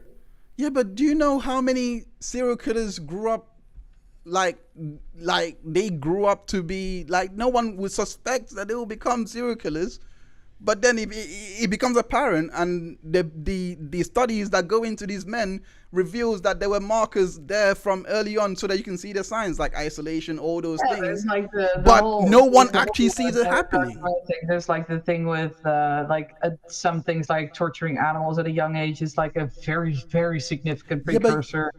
That kind but- of stuff. Yeah, And- but and yeah, but they weirdly- don't do that on the open though. That's what. But they don't do that on the open. They don't actually. These people that end up committing these acts, they don't look any different from me, given or even you. Like for at least for the female version, like they don't look any But you different. understand that that's because that's true. Like there's many people who are essaying people who you wouldn't suspect it from, who might have even done it already, that you don't know it from, because obviously they're not gonna, well, some do, but generally they're not gonna go around bragging like, oh yeah, I art this woman yesterday, it was so cool. Like that's not happening. But do you also understand that that is also why so many women feel like they're not being heard, and how that feeds into the whole narrative of men not believing women Yeah. because they don't know anybody who would do that. So what were you wearing? I mean, to be quite. Look, Like I don't how know the so many genesis. women have had experience of this. Is this just false allegations? Are you trying to get attention? Because I don't know anybody who would do that. Do you get what I'm saying? We understand Yeah. what you're saying.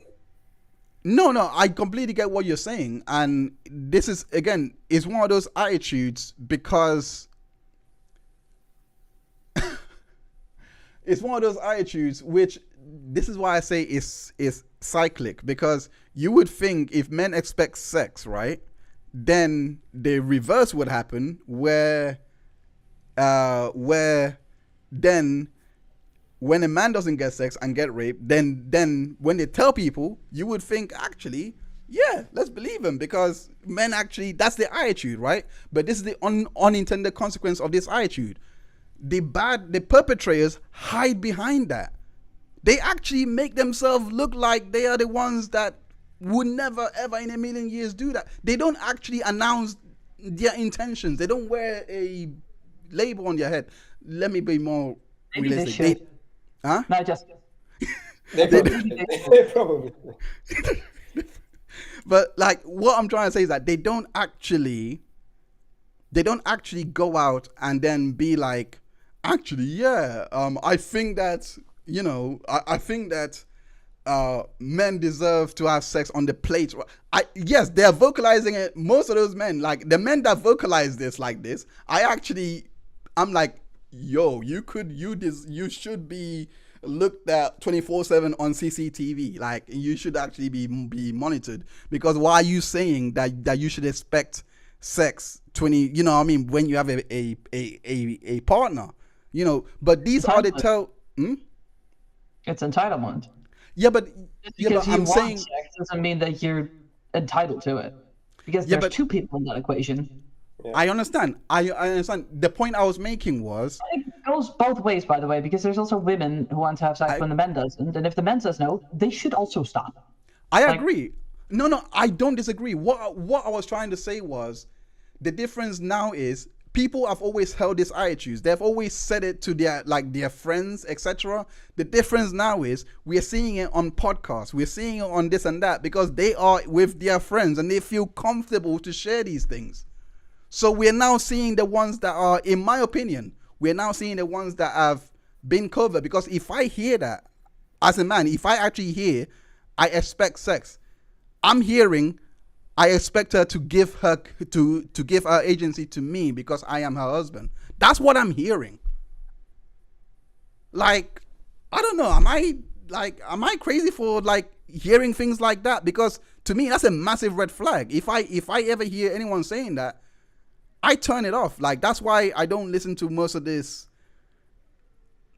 red pill stuff. For like, some people like it, but when I heard that, I'm like, nah, because no. I'm sorry. Like, how do you guys enjoy it, knowing that she is doing it out of servitude? I'm sorry. I want you to be here. Like, I want you to be. I don't know. That's just me. I'm sorry. I'm rambling. Sorry, Meryl, go on. Of course, right? It's like you fine with women serving as a sort of elaborate fleshlight. So But hashtag not all men. I know. But here's the question for you, Meryl. Who would you rather encounter in the forest? A trans man or a bear? It would be the same answer. Yeah, man. Why? Because trans men are men? Damn. That's tough. You know that this kind of laughing doesn't really make me feel like my opinion is being really taken seriously. No, come on. It was clearly hyperbole. He's taking it though. seriously, but I think he's It was shocked by clearly the answer. hyperbole. This part was clearly hyperbole. Come on, man. Like, no. That you're using me for a hyperbolic joke, okay? Come on, man. But like Meryl though, you gotta see though that a bear actually is. Put it this way: a bear is the man that you're describing, though. Like, the man that you're describing, you know, those people that commit sexual assaults, that abuse, that commit rape, all those things, grape, sorry. That is the bear. It's just there's less bears to worry about in the world. You know, there is less of them.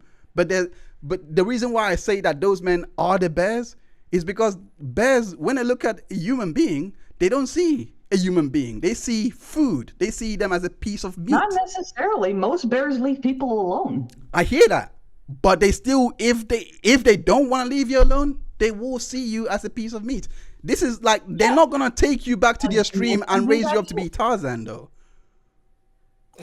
Like, do I need to repeat, like, people saying the worst thing a bear could do is kill me, and then afterwards they leave my body alone?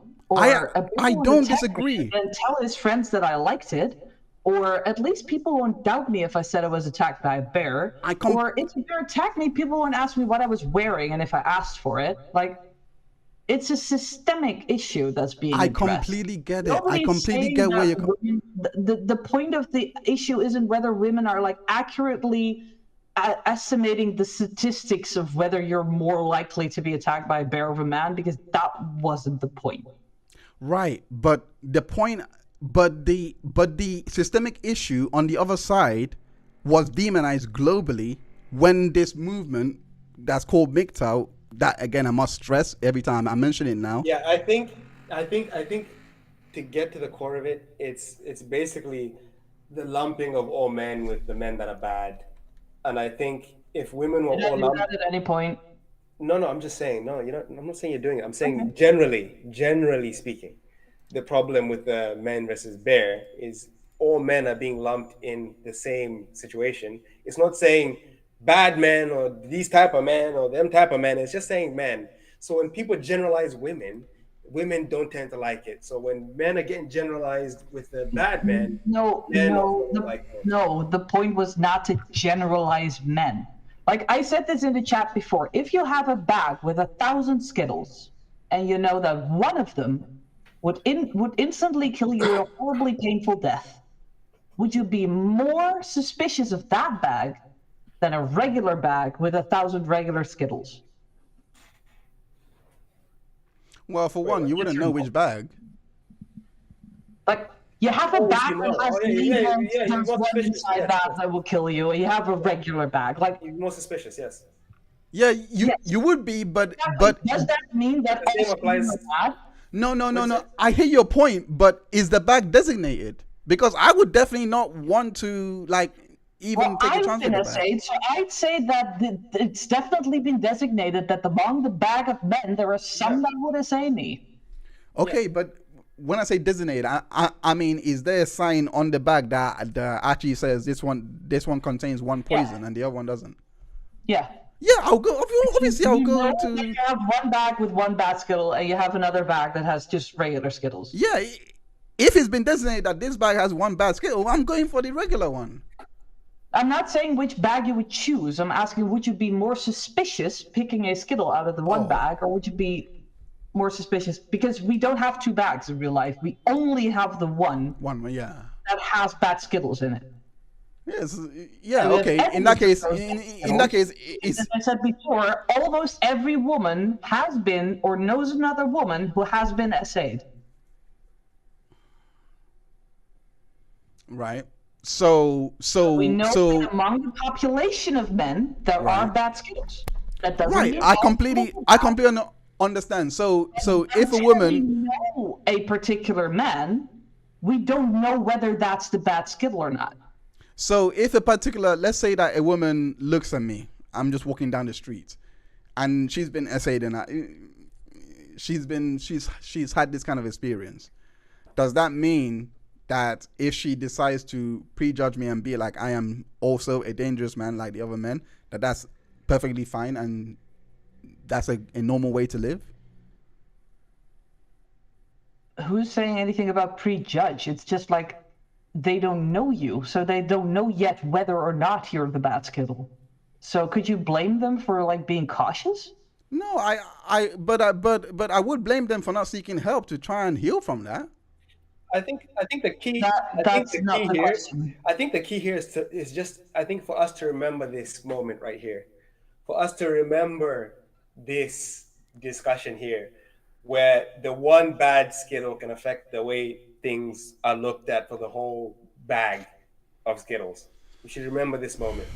Yes. Yeah, because if I know that there's one Skittle in there that'll kill me, I'm going to be suspicious of every Skittle I eat, even if it doesn't end up killing me. This is I'm going to be anxious about every Skittle that I eat, and if it turns out not to kill me, great. This is why I don't date white. This is why I isn't that the same? Isn't that?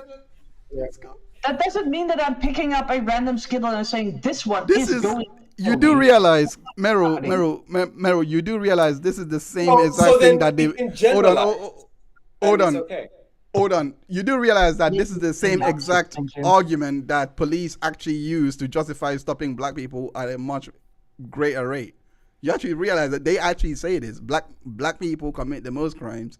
So therefore, if we suspect that this particular black person could be up to committing a crime, then we can stop them. Police actually act on it, and we're just being cautious until we have more information. Right. Okay. They're okay. Also, we do have like statistical evidence of like men assaying us. There is statistical evidence of black people committing. Yeah, like. Like, yeah, and when you actually investigate the statistics, especially in the US, it turns out that most of the disparity is due to institutional racism and yep. like over policing, Okay, not okay, because the okay, action. okay, okay. And also racial bias, because a lot of the crime that's perpetrated by black people is not because they're black, but because they're poor. Because black people tend to be disproportionately poor and undereducated due to institutional racism. That's all well and good, but it still doesn't remove the fact that when a black man is walking down the road and the police is just driving by, them hitting the brakes and just driving a bit slowly just so that you can get around the corner, that doesn't just suddenly make it like, that doesn't make that moment justified just because there are statistics to back it up. I'm not saying they arrest, by the way, but they do look at you funny especially if you are like in a neighborhood you're not supposed to be in. I mean, we just have to look at the case of There's Jonathan also a Majors, for difference example. between people trying to find crimes and people trying to keep themselves safe. No. The case I'm bringing in is Jonathan Majors. He's I'm not aware of his situation, so I can't opine on that. That's fine. He called the police he called the police to get help for his girlfriend who was passed out in his ex-girlfriend at the time anyway, who was passed out in his toilet, and the police ended up arresting him. But before the arrest happened, they were actually asking him questions. Hey, like, you can't like how do you afford this place? Like, all those things. That's not okay, because they know that black people are mostly poor, but that presumption that they can't actually live there is not actually okay. He's a pretty famous actor. Like, what the hell? No, he wasn't that well known until like 2022 when he got arrested. Okay. Sorry, fine. 2023. There's Sorry. still rich black people. Like, Huh? Like, there's still rich black people. It's not like every black person is poor. Yeah, no. But the point. That's what I'm saying. Like, it's a kind of a weird question. Yeah. Let me just read this, by the way, and we're gonna close out in like 15 minutes. So he says, this commentate. Okay, so there are two comments here that is kind of juxtaposing each other. It's beautifully contrasting each other. Sorry, beautifully. Oh. He says, the comment says, I will be scared. Elizabeth says, I will be scared and concerned to see the bear. I will be terrified to see the man. If I don't provoke the bear, chances are it's not going to bother me. If the bear attacks me, death will be swift. A man can stalk, torment, or torture a woman for no reason at all. Then he may or may not kill her or for his pleasure. Julie T comments that this trend is not a result of violence against women. It stems from the toxic feminist mindset and agenda that have led women to harbor animosity towards men, even when they haven't been attacked by them. Comparing by the number of bear attacks in the wild to the women victimized by men is absurd. It's akin to comparing to how people live how people in America might be attacked by animals living in Australia. I strongly suggest that men alongside women who subscribe to such thinking reevaluate their relationships and their roles they play within them. Are you guys feeling used rather than loved and respected? Given, did you type this up and just did you type this up? Did you type this up and call yourself Julie T? No, I didn't. Someone who's not listening to the experiences of women and is rather like, oh, they're just pushing a toxic feminist agenda. Like, can they see into our minds? I don't think they can. What if Julie is a woman? That's why I said they. No, I'm just saying. But what if Julie's a woman and she's just speaking on, like, a woman's perspective? What she's Is she a pygmy? Is she a pygmy? Is she a pygmy? Never mind either. Oh no. I'm sorry. I would like to just say that just because people can be culturally swayed by a dominant cultural, like, thing, not a movement, because that's like a small part of it, but like a dominant cultural idea, that does not mean that they can't think for themselves. So you strawmanning me earlier that me saying that women might be influenced by the patriarchy means they can't think for You could've just themselves. said that. You It's could've just still a said that. strawman despite me correcting you 3 times on it. Oh, can women see into men's minds? Ben Anderson, chill. They kill. Oh, Well, Lord. we can't see into men's minds, which is why when we meet a strange man, we don't know whether they might be the good guy or the bad guy.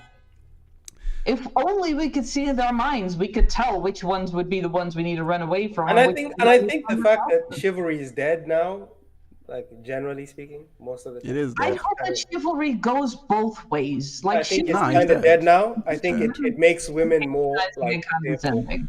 I'd Make- like it if people hold the door open for me, but I also hold the door open for others, and it doesn't have to be a man that's holding up the door, Okay, okay. holding the door open for me. Okay, but I do have a question. Meryl, don't you feel like it's a bit like you guys, I'm going back to the whole MGTOW example again because it's primarily men.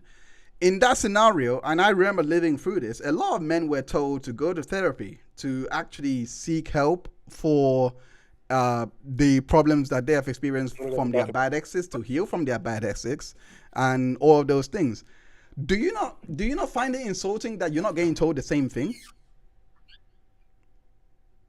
I'm not getting told to The go same to thing therapy. as because these are all prior experiences. These are all prior bad acts that they have remember faced. Given saying earlier that if you're being SA, then you can get through it because you can deal with trauma and stuff. Like, isn't that like? No. kind He of the said same no. people of- No. He said you can, if you've been through SA, for example, or rape, for example. There are okay. I'm putting this part in, but because Therapy is a part of ways that you can deal with it. Yeah, but that was a sense of what he was saying. When he returns, I'm sure he can speak for himself. But what I understood was there is at least access for you to receive help. Like once you're dead, you have no access. There is no help. That's it. You're dead. So the point Right, when I'm dead, I also won't be bothered about the lack of I help. because completely I won't be understand. experience it. I completely understand. But the question that would normally that would naturally be posed is how well do you value your life then? If death is your answer, As long as I'm within the capacity to keep it. so you only value your value on life is conditional. No, my value on life is like I'd like to keep living for as long as I can, but if I can't, then that's just I get how it that. is. I get that. So my question is, if you want to live as long as you can, and you know that overcoming your trauma will help you prolong your life, why wouldn't you take that step? Why would you want to? Where did you get the idea that I don't want to take the step to overcome my trauma? Like that's literally what I'm in therapy for right now. Oh, not you specifically. But by the way, we are I was speaking. thrown off by the word "you." Sorry. You as there is You mean people. you in general. Yeah. People forget this. Yeah, you does mean general as well. The point I was making was from the responses that I see to both issues, because both issues are systemic. Whether if we want to underplay one, fine, but end of the day, these are still issues that both genders are facing. Society deems one as more important than the other, which is fine. It's fine if society always holds different standards in different eras. There was a time where women were held at a lower standard, and now they're being held in a much higher esteem. That is society. But the point is, it does not diminish. Hold on. The point I'm trying to make is the experience in of itself is not diminished just because of society's standards. People going through divorce court, for example, that is still a real life experience. I'm actually very fortunate. I did not go through that because mine was an annulment. Thank you, thank heavens for that. So it was just a straight contract null and void. That's one lucky aspect. But the other issue is some men, because of cheating, like being cheated on so many. To me, I'm like, bro, move on, man. Don't like. I wouldn't put my arm around a guy and be like, no, it's okay. It's all yeah. No, it's a patriarchy, bro. It's a patriarchy. Why not? Because Why wouldn't you emotionally support him and instead tell him? no, that, like, I would emotionally support. You just man up. No, I would emotionally support him. It's just the emotional support I would give him is not going to give him reasons or to put the blame outside of his own control, because he still has control over his life. People kill themselves for cheating, by the way. But that doesn't mean that there's no outside influences. No. I'm saying people Like, actually. was it within my control that the time I was essayed? No. was none of- Don't within none of our control. don't misunderstand or mistake what I'm trying to say. We are talking about supporting. We're not talking about you going through the act. Obviously, when you go through that, you don't have control over that experience. But the support that you're being given, that's where control does lie.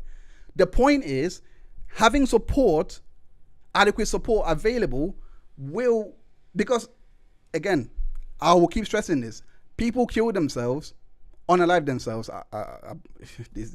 This stream is demonetized anyway.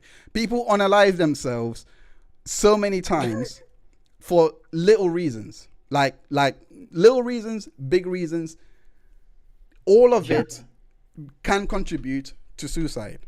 Like, unaliving yourself. It can have an impact. How do they have access to this support? No, not like I was trying to say earlier in regards to someone made an allegation of being groomed by men into sex slavery. They were being part of a grooming gang and being raped by these men. Some of those men actually ended up killing themselves. But the point I'm trying to make is, these were the same things that was being echoed by MGTOW, but the way that they were met by the mainstream was like, get over it. This is toxic. This is this. This is that. Push to one side. I'd like to Hold get back on. on that, but I just need to take like a tiny sanitary break. This question was literally for you. I can still hear you, so you can continue building your case. No. I was only going to say in regards to the response of the women part, in regards to the response in regards to the man versus bear, they're being heard out. It's like, okay, they're going through sexual assaults, all of these things in society, it's a systemic problem, etc. It's being highlighted, is being understood. But my point is, do you not feel disrespected that you're being coddled while the men are being left, like they are pretty much being told, hey, you can deal with your issues, you'll be fine. We need to care about the women more. It's basically the point I was trying to make. When Mero comes back, let me ask you, Given, what do you think? There's more condescension towards women. So what we're trying to get at is women are getting condescending to saying, oh, you can't take care of yourself. We need to take care of you because you wouldn't have the agency to take care of yourself. Is that what you're trying to say? Yes, absolutely. I just didn't. Yeah. That's mad. Yeah, that's mad. Yeah, I don't know, man. I don't know. I would not personally. I prefer the narrative for myself is you can get over it, because there's nothing you can go through in life where you can. There's always a way to get through it. All you have to do is be willing to find a way through it, and you can get through it. Okay. So So we cannot validate or acknowledge the emotions. Like, duh, it's not like you just stop breathing at one point. No, but the point that I'm trying to make is like, I don't experience being coddled more than men. In that sense. do you think Because women? when we come out with like stories of having been essayed or whatever, we get, what were you wearing? You were asking for it, or whatever. We get like excuses. We don't get told, oh, it's all right. You go to therapy. We'll be here for you. That's other women. That's not the men. And when there is a man that actually stands up for us, then he's being accused of being a red flag and manipulative and robbing you of your agency. No, that's true. That's true. But I think how people look at it, it's basically the way we communicate between men and women. And I think this is what you learn in couples counseling, which I did for marriage, by the way, is that sometimes women just want to talk, and you just have to reaffirm and assure that you are listening to what they're saying, and you make sure you ensure they feel heard. Whereas men, when we talk, we want solutions. Hey, buddy, whatever you did went wrong. Okay, this is where you went wrong. You should have been doing A, B, C, D, E, F, G. Make sure you do this next time. You do that next time. You get this right next time, and that might not happen to you. Okay, so if you do these things, you might be in a better position.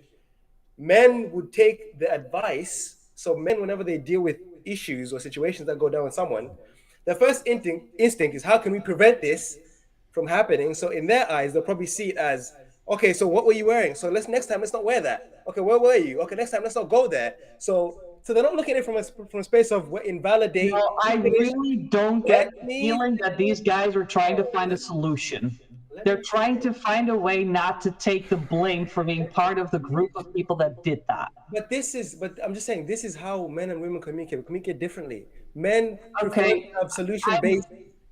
I'm bringing up a counterpoint, and you just go like, "No, listen." And I didn't even finish. Yeah, he didn't. Go. Take the floor. Yeah, but then you reiterated the same thing you already said. Because you're cutting me off, I have to kind of restart my train of thought. What do you want from me? Continue. You can go. I've lost it. Go. I've lost it. Go. No, the point is that when men are going, "What were you wearing? You were asking for it, whatever." It is not solution oriented. That is not the veneer that they're saying it with. There might be some who do. Generally, they don't want to be held responsible for what other people of their sex did, which is ridiculous, because just because they're both men doesn't mean that they're also responsible. Like, if other women commit SA, I'm not gonna be like, "Oh well, yeah, but that's not her fault. That's your fault." Because yeah, some women commit SA, some women commit murder. Like, yeah, there's not there for sure. That doesn't have any bearing on me. But when we get told, "What were you wearing?" or get doubted whether it even happened, it's not because they're helping us looking for solutions. It's because they don't want to take responsibility. Let me know when you. Okay. Are you done? Finish. Yeah, Gavin, finish your point. Okay. I just want to say, if you actually ask most men, the majority of men, if you ask most men, did the man who did that thing, was he in the wrong? They would condemn the man. Yes. But they would also give you advice to try and avoid that situation in the future. That's what most men will probably do. But most of the times, people don't hear the part where they just hear the part which is not affirming to them. Same with me. Like, if I'm talking to my wife and we have a discussion, and let's say I affirm her feelings, but after that, I then say, okay, now we need to do this next time to make sure. She'll be like, but you're not listening.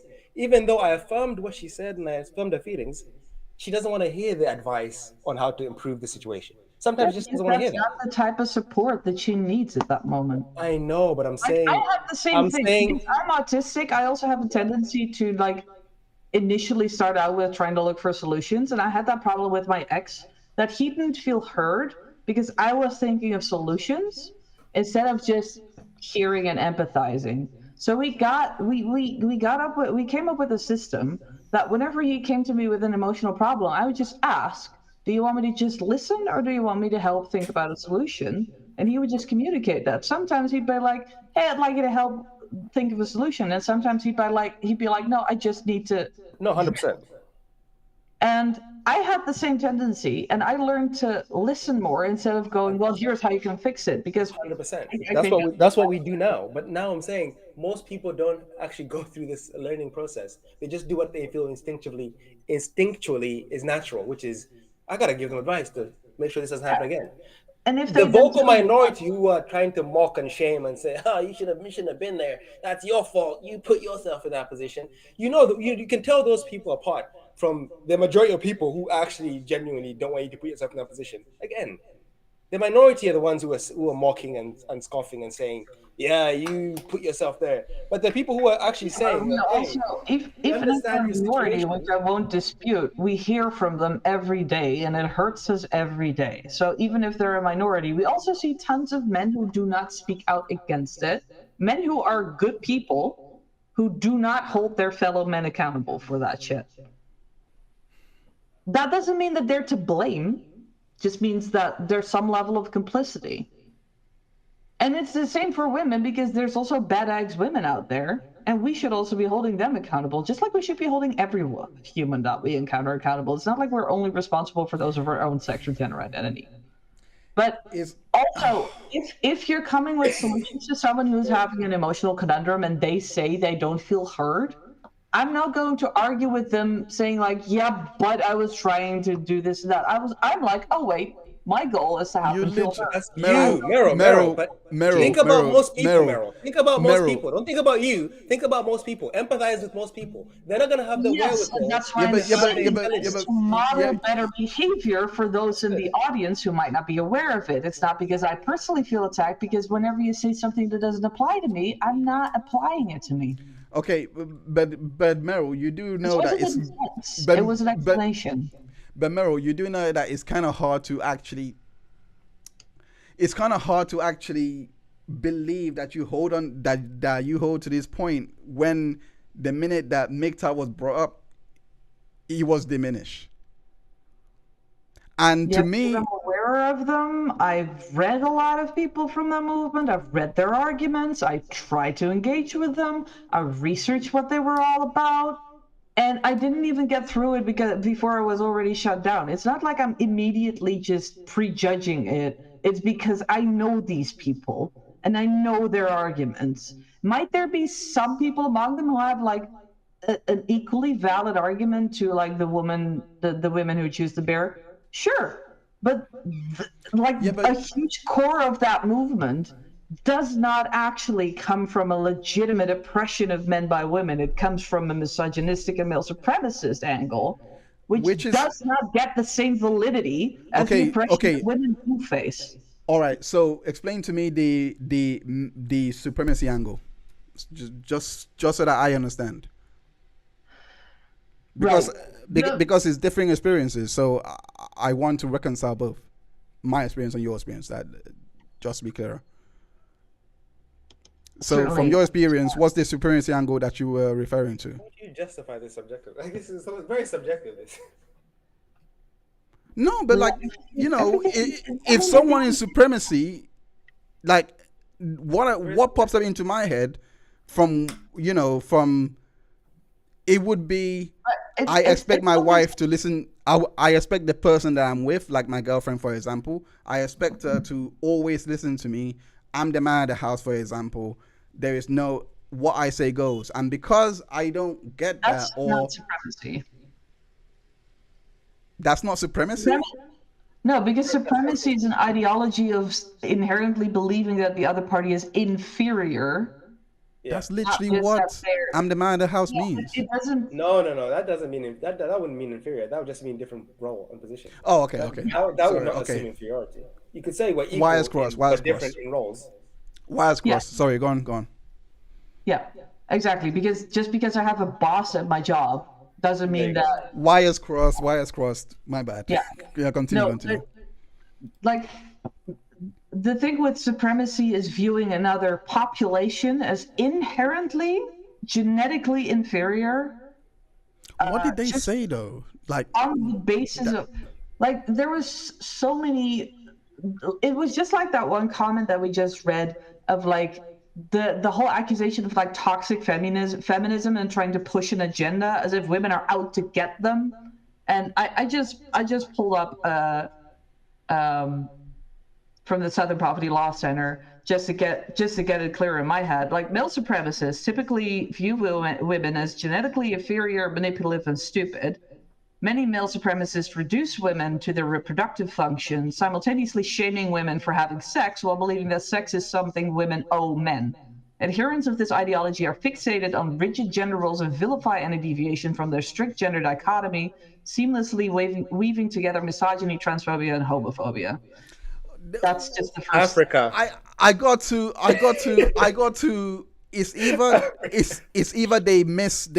they're lumping so many different ideologies in. That sounds like Africa and the Middle East. Like it's either they are like, because that's not meshing with the people that I've heard going their own way, because I've seen the videos, etc. Like I've seen the Even founder of it. Wikipedia That's literally. definition of Hold on a second. Hold on a MGTOW. second. Hold on a second. I've seen the founder's video, like the person that coined this term. He's living in the woods somewhere, Who was like that? in a caravan. Like he doesn't like that. Doesn't like there is already contradictions to what's being said in that poverty law center, because why would men going their own way, meaning foregoing women, not wanting anything to do with women, by the way, not wanting to sleep with them, not wanting to marry them, not wanting to be, and they have their own reasons. We're not going to get into it because we've been to it. But why would those people then in turn want to dominate women? They want to also expect sex from women.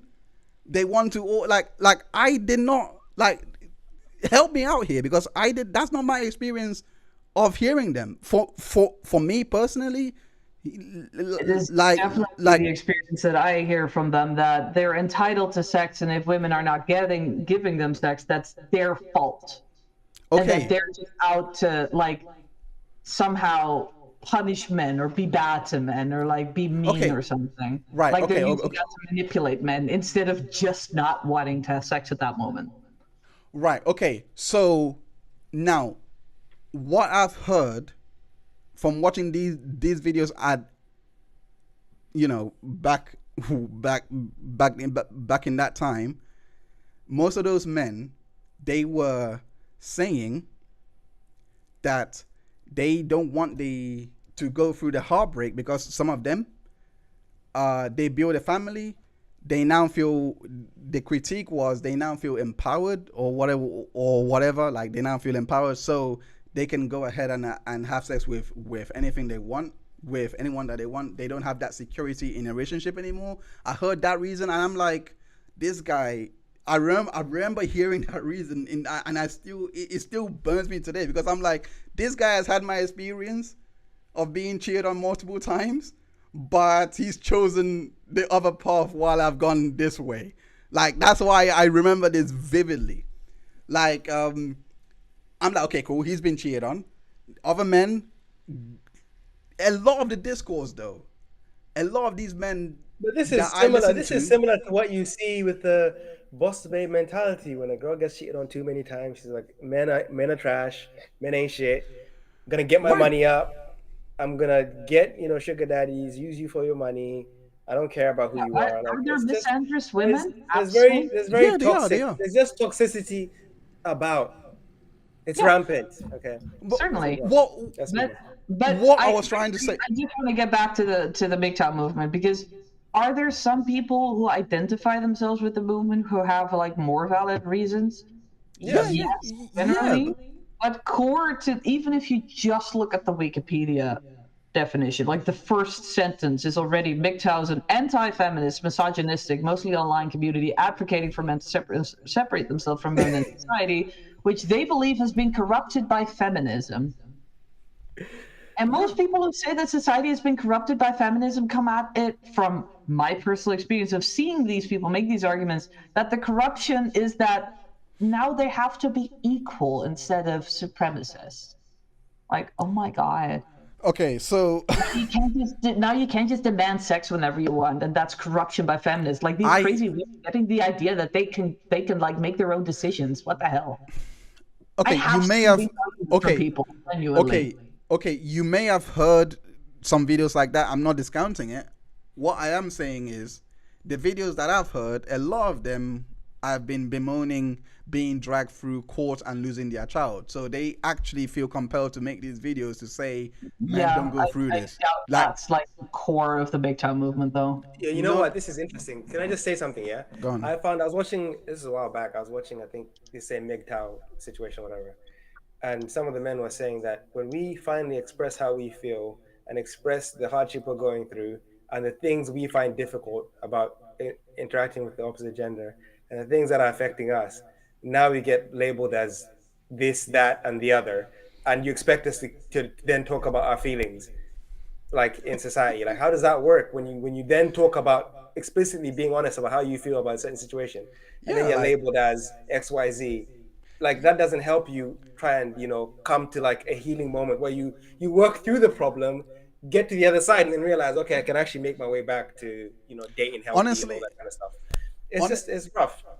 honestly, shouldn't this be. is this is why I don't actually spend time in advising and or say I rather do this or say what I would rather do, because I rather just inform. Like if I have the data, if I can put it all together into a nice little neat slideshow, I'll do that, do a stream on it, and you can do whatever you want. Because if I was to even say, this is why I think that men should take their time before they enter a relationship with somebody. If I was something like that, next minute, if I'm guaranteed, if someone doesn't agree with that video, I'm getting called a misogynist, because I have told men to hold on to the little shred of power that they have before the relationship, because once they make that commitment, they're gonna have to honor it. That they should maybe not sleep with somehow. If I was to give those advice, Meryl, please correct me if I'm wrong. Would I not be labeled as a You're wrong. misogynist? You're wrong. You're a misogynist. I don't understand any of the reasoning either way. He basically said if he gives advice to men to basically take that time vetting women and being thorough in the vetting process, then women would call him a misogynist. Yeah. It would heavily depend on the phrasing. Well, I See, mean, the way you say things matters. The way you say Yeah. things matter. The way you say So- things. so- Ever for play example- any differently. So for example, if I was to give the simpler advice of, hey men, don't sleep around, because you're more likely gonna have a false accusations levied against you if she doesn't like you. You now have they can now take consent I from would actually take issue with that, because there how we go. likely are false allegations exactly? You see what I mean? I haven't said it. I haven't given. By the way, I would never give someone that advice. By the way, I would never do it. But that's the point. That's the point. That's the point. I would never give that advice. By the way, but Are false allegations more likely than being essayed? wait, what? No, I don't think so. Are false allegations more likely than being essayed? I don't think No, but it's Okay. still a quote. Is it more likely to get a false allegation than to be essayed and not having your allegation be believed or taken through or prosecuted or whatever? Meryl, this is equivalent to the argument of like, again, roll with me here. Just because something is in its minority does not mean we should not have caution to approach that specific thing. Does not mean Murphy's Law states if something can happen, it will happen. If something can happen, so even if it's just 0.1%, that can happen. it's very tough. It's very tough because like sometimes with Meryl, this is what I find tough. Right, but you can also overstate things, making it look like women are like super likely to be manipulative and trickery, in the sense that they're like very likely to get a false accusation. No. That's not what I said. I Imagine said if I'm going around like, in hey, my women, example, around in because my the chances of being Meryl. essayed by a man would that be Meryl, you have misstated my example. My example was, men, you do not sleep around, because you could encounter a woman that may not have enjoyed the encounter, may have different goals May have to regrets, even though they you. consent. Whatever, and they go ahead and do XYZ. Does that now mean that false accusations are 100% and essay is like 60? No, it means that there's a likelihood that it could happen, so take more care. Prevention is better than cure, or something like that. But the caveat to all of this is, I would never advise people, but your response to this shows me that people will take issue and call me misogynistic, which was the point I was making. Yeah, it's because there's a context to this, because there's like a history. No. Mero, continue. Given.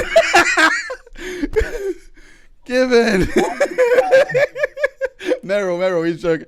Force, Normally Plume says, hey, Normally Plume, welcome back again. By the way, like the video. I haven't said it for a long time. Actually, I should really get into a habit of saying this.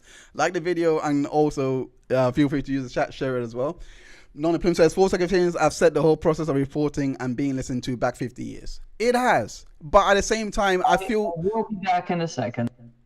But it has, Nom. But I feel like all of these things are cyclic. I think that we will come to a point that we will just, get to a point where our common sense will return, and then it will just repeat again. And it just so happens... I don't know how to word it. Common sense will return. Look. I think we're just living in a very heated era right now, where social media is really pushing this like man versus woman agenda situation, and it's just become very, very toxic. Even like just people throwing out buzz terms like toxic this, toxic that, misogynist this, misandry that. Like, we just need to like just have respect for one another as human beings, and go back that level of just like, you're another human being, I respect you, and we move forward like that. Like, we shouldn't like all this. Do you really respect people if you laugh at them when they try to relay their personal experiences? No, it's because there's always something. That's what I'm saying. I was laughing because there's always something. There's always something, and this is what I was gonna say earlier. Is what confuses me sometimes about you. Why do I even bother, bro? Okay. No, you should bother. I mean, your voice is important. I think you made great points today. It's important enough to be laughed at whenever I'm trying to make because some things are funny. Some things are funny. I don't think this is funny. I'm taking this seriously. I'm sorry that you two can't. We take it seriously too, but this is what I'm saying. Like, I'm the type of person who I like to enjoy life. Okay? Why do you burst out laughing when I say there's a history and I haven't even made the point yet? Because I know it's going. I'm sorry. Okay, maybe it's a guy thing. I know what he's about to say as well. Maybe it's a guy thing. I don't know. It probably is. Everything. Sorry. Woman, if you already know where it's going. Oh no, Meryl, that's not Meryl. Come on, man, that's not the point. Meryl, okay. Sorry. Right, so I'm misinterpreting it. Okay. No. Oh. Okay. Man, this is what they do. Okay. Meryl. Just say, this is what they do. I'm joking. Jeez, Joe. You want to go as cancel? Okay, so this is the thing that I find interesting sometimes, and I find difficult to understand. We always say like we should care about the minority and the issues they're dealing with because they're valid. And when Seli's bringing you the minority of the issues and they're valid, you bring other issues saying that these issues are more valid. But in other situations, when that is done to a cause you like or you support, and someone brings other issues that might be more valid, you then say, no, but we still need to care about the people at the bottom. So I get confused at, like, if you say that, like, sometimes I feel like there's no consistency in that sense where, like, you should say, like, those guys who are at the who gets falsely accused, it's very wrong, it's unacceptable, and we move on. But we always have to like bring it to like if someone wants to do that to a cause you support and say, no, but this is more important, but this is more important, but this is, what if this person said this and that's more important? It's like, and it was just an example, and it was just an example that I would never even use. Of systemic oppression, and people are like, yeah, but false allegations. Yeah, but it's still an example that I wouldn't even advise people to go through, though. Break their spine, and someone is like, "Yeah, but I stubbed my toe this afternoon." Yeah, but Meryl, not in comparison, but to illustrate a point. Yeah, but Meryl, not only are you misstating my argument, but you're actually making it for me. Your reaction to all this. Not your argument that the risk of false allegations for the MGTOW movement is equivalent to no. I never used the word equivalent, by the way. Never used that word equivalent. Never said it was equatable. Never said it was on the same level. I said, and I will quote myself again, I said, if I was to advise men, to do something, I will be called misogynistic. So I gave an example. I said, men, in today's day and age, 2003, sorry, 2004, we have seen a rise in false allegations. So to see this to combat or to take better care of yourself, because we don't want you to fall prey to this, because it could happen to you, could happen to any, well, whatever. Take the precaution of vetting her out, knowing her first, doing all these things. And I caveat all that I say is I would never actually give this advice anyway, because that's not my method. That's not who I am. I'm not a type of person to actually do this. But that's sound advice. That's actually sound advice. But yeah, and when I try to like bring up the differences in the context, and I wanted to talk about how there's like a history, I was getting just laughed at. Yeah, but I understand that. Look. I didn't even get to make my point, because the point that I wanted to make is, false allegations happen and they can destroy lives. That's absolutely true. What I want to say is that there's a difference between, I mean, I wouldn't even say that misogyny is necessarily the right term in that case, but I would be called that though. I wouldn't even go as far as to say that I understand where those people are coming from more than anything else, but like I can get why they might say that, but that doesn't mean that I agree.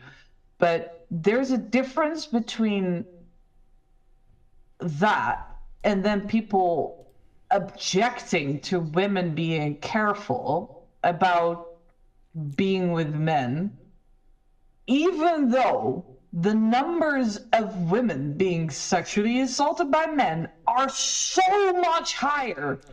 But Meryl, all you've done. Hold on. I wasn't finished with my point either. But all you've done is found. Point of what I was saying. Meryl, all you've done is find a back way to say the same thing again. I would like to finish what I was saying. Meryl, there's a difference, and then you object to being called a misogynist in that case, but then you're fine implying that women are misandrous for being cautious around men. Meryl, to answer your question, because I anticipate you going here, to answer your question, even if I was to turn my focus to women and say, women, please do not walk through the street alone, I am a misogynist. Their retort would be, hey, teach men not to teach men not to say. That's right. Yeah, you saw that. And similarly, I would be instructing women not to make false allegations, because that is fucking shitty. No. But do you not think that what I said was misogynistic? Do you not think that me saying that women should not walk the street alone at night is misogynistic? That's what they would say. The people would class that as misogynistic. They actually would, which is kind of ridiculous. Would you say that that's misogynistic though? Given, do you understand why people are saying that? I understand. No. I'm asking you, Meryl. Can you explain to me why you think people are saying that? Because people should be allowed to walk safe at night if they want to. That's not an explanation for why people without the fear of attack and or threat by a man. Separate. Do you understand why people call that misogynistic? Okay, Meryl, two-part question for you. Given a question. Wait. Apart from do you understand why people call it misogynistic? Apart from being allowed to walk safe at night and to be able to dress and wear what you like in any situation and be okay, no. So you don't understand why people are calling that misogynistic? But you're gonna explain to me, so go. Meryl, Wait, let her explain. Understand. This is a teaching moment. Let her explain. Go. But earlier you said that you understand, and now you're saying that you don't. No, go. Let me know. No, explain. It's not about me explaining. It's about me trying to figure out if you understand, because there's a history. No, go on. Of the blame being put on us more than on the men that did it, because as I also pointed out before, lots of men are like, no, I don't know anybody who would do that, and yet almost every woman has been or knows someone who's been essayed. Mm-hmm. Like, the onus has historically been put on us. I remember in elementary school or primary school, as it would be in your country, I I remember being taught how to prevent being essayed. I don't remember the boys being taught how not to essay. And when you bring that up in school, the parents get mad because they're like, my son would never do that. And yet everyone who's essayed anyone is someone's son. Of course. The reason that people call it misogynistic is not because on its own, isolated, that statement is misogynistic. It's because the history that surrounds it, just like there might be some things that are racist that aren't on its own racist, but they're like a dog whistle for like a long-standing historical pattern. Yeah, but Meryl, so what Black people committing more crimes, that might be statistically true, but it's due to racism. But it's not like a dog whistle. So right. So based on everything that you said, I cannot advise anything to a woman or a man. I should just like I've been doing. This is why this could be the reason why I have informed myself to not even say anything outside of just stay with the data, inform, and go home. Like, I'm home, but you know what I mean. Turn on the stream, inform, go off stream. It's about being. I mean, I understand that the intentions are obviously good, and when you're talking to a woman that is going out alone on the street, it's not like you can talk to the potential SAer because you're not talking to them. So obviously, that's the only person that you can say something to. Mm-hmm. I get that, but it's about being aware of the social-cultural context. Well, obviously, but that advice still is valid. That's what I'm saying. And you can understand how the advice. Yeah, it can be taken the wrong way, but like let's get out of that for 2 seconds and just actually just understand that this is for the betterment of the individual. It's like someone asking me to code switch. It's like someone literally asking me to code switch. It's like someone saying don't go to Peckham at night, and I'm like, well, yeah. I'll go to Peckham at night. And it's like, Peckham is a very dangerous area in London. If you catch a stray shot, that's on you. Kind of like Bois de Boulogne in Paris. Yeah, don't go there. Don't step in those regions, man. But if people are telling you don't step in those regions, you can't then, anyway. But like, this is very interesting because, and we'll close out on this because we need to have this conversation again because I really think that we have at the end reached something really productive. I didn't think we'll get here. We were talking about men versus men. We were talking about whether it's valid or not. We got here. How did we get here? I'm so stressed. I'm losing eyebrow hairs, bro.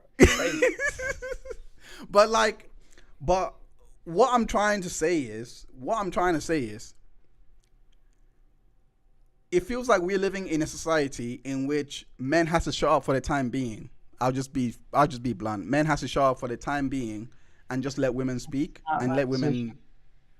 Say it with your chest. Let them have their moment. Yeah, and if you are to speak, you better speak in support of the women, or that's it. You can't speak in support of men because end of the day you end up being misogynistic for giving certain advice or certain instructions to men to how they can possibly build their life. Their instructions should come from women or something like that. If I just say to you that nobody deserves to be killed, then you would generally agree with me, right? Absolutely. Good. But if someone is holding a protest for Black Lives Matter and I show up with an All Lives Matter banner, would that be the same? So you're basically agreeing with my point that we have to shut up and let you guys speak for now? No, I'm talking about there's a context. And right, I agree because hang on.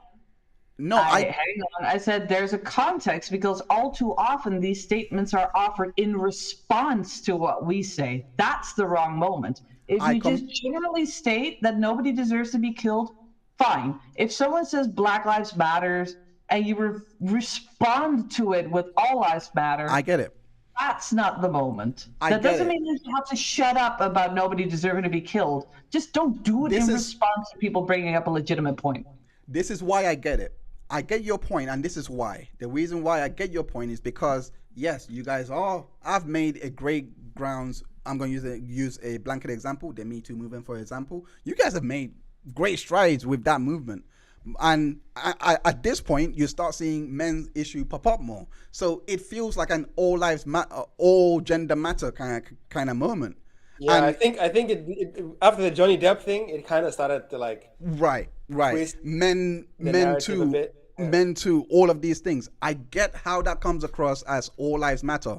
But when you have an issue where abused men only have in the UK 2 shelters to run to, over 160 or 180 last time I checked, I'm not too sure, it could be more now, and more funding for those shelters, we do have a systemic problem.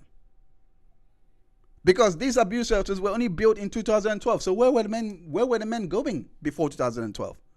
And this is just in the UK. In Australia, this was built in 2021.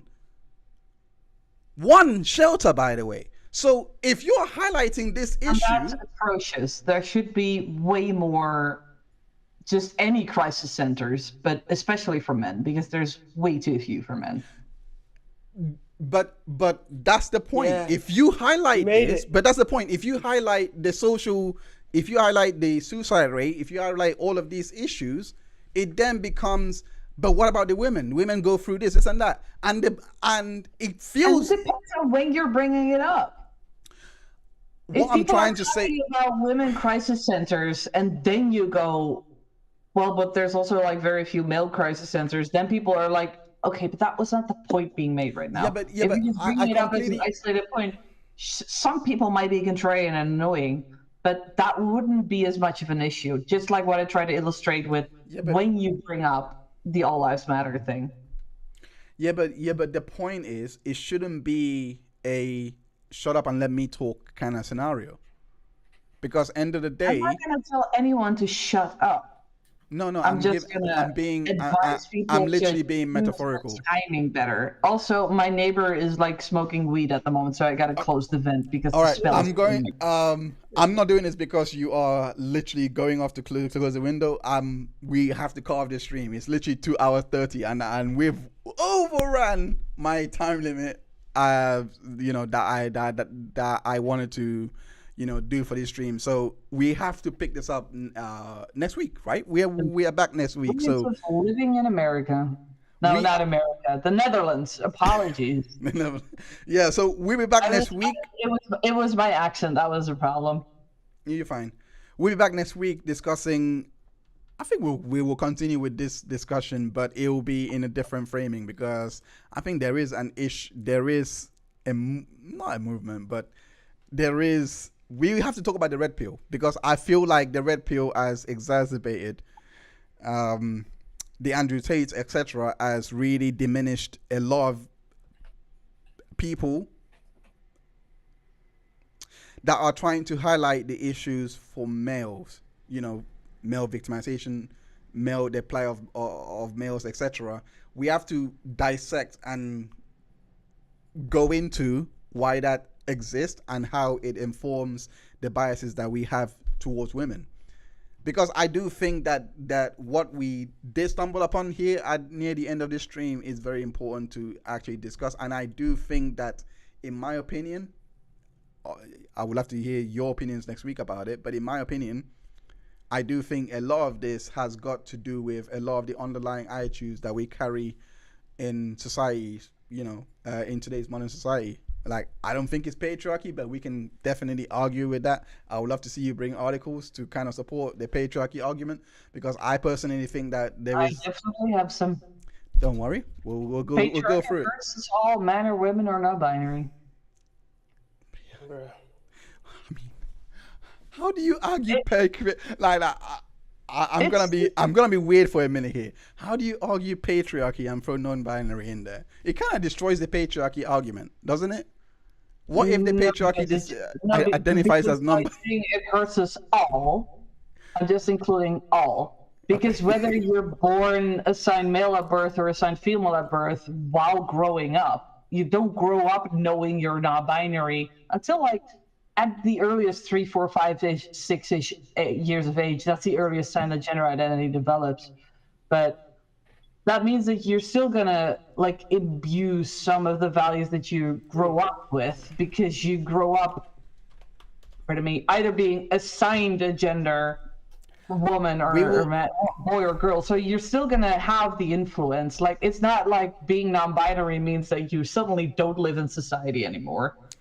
We will talk about that another stream, but next week definitely we're going to be talking about the attitudes within society that's kind of involved, that's informing our attitudes. This was a great discussion, I personally feel. Thank you so much, Given and Meryl, for joining me. Chat, thank you so much for your contributions. Let me actually go through the poll. So I'm going to end it here. The poll, 80% in a dramatic turn of events. 10 votes, 80% chose man and 20% chose bear. That is like, and I remember when they started, the bear were overwhelming. They were winning this. So, yeah. The men popped up with the final minute equalizer and final minute goal. We win. We conquer the world. Men rule. Blah blah blah. Yes. I'd also like to add just one thing, because there's one thing that absolutely does need to be highlighted in regards to when you brought up like male crisis centers, and also what was said in the chat. Both the disregarding false allegations, because it's such a tiny minority, but both cases of men abusing women and women abusing men are both underreported. But I think that the cases of women abusing men are statistically more underreported than of men abusing women, especially because there's so much stigma against men speaking out about that stuff. And that's also a result of the patriarchy, in the sense that they should be tough. And if you're abused by a woman, you're a wussy. So people are like unlikely to speak up, like, huh, you were abused by women. Like, what, couldn't you take her? Like that kind of attitude. That's another way that the patriarchy does hurt men. And it leads to, I think, statistically more underreporting of men being abused by women than the reverse, but both are being underreported. And that's a great addition, and I appreciate that. In regards to the false accusations in the UK, at least from what I know, false accusations actually come under perverting the course of justice. I think it might be the same elsewhere as well. I'm not too sure, but at least in the UK figures, that's what it comes under. And perverting the course of justice is very general, because it could also it also involves what's the word? I just lost the word. Tampering with evidence. It goes into all of those things, and when it's being grouped with those groups, you're not gonna get an accurate representation of false accusation. I just thought I'll throw it out there, because yes, it is in the figures of 2 to, I think the last book I read was 6%, like actual dead on 6%. But it is in the range of 2 to 10%. So those figures might be true, and like it might be in its minority, but end of the day, I think this goes for what we were saying all through the streams. Like, we recognize that this is minority, but for some reason, when it comes to SA and rape and all that, it is in the general population. It really is a minority, because you're not seeing the total population of the UK committing to, like, it's literally all, I would say is probably 10% of the whole population that actually commits rape and SA, in my opinion. If you want to go by the bare numbers and bring it and aggregate it to the population, it's also in a minority. So we have to be intellectually honest when we actually read these things, because how we interpret these things and communicate will either diminish and aim to reduce these attitudes, eradicate it, or it can inform and perpetuate and make these attitudes a lot more. That's just what I personally think. That's what I personally. So I will leave it there. I appreciate everyone for joining. Given you didn't have a last word, you want to do the honors, because don't laugh. Go on. You there? Do the honors. Is there a delay? Just read your Bible, guys, and yeah, just read your Bible. Given's advice is read the Bible. We'll close on that. Thank you so much, everyone, for joining. Take care of yourself and have a great evening. Bye.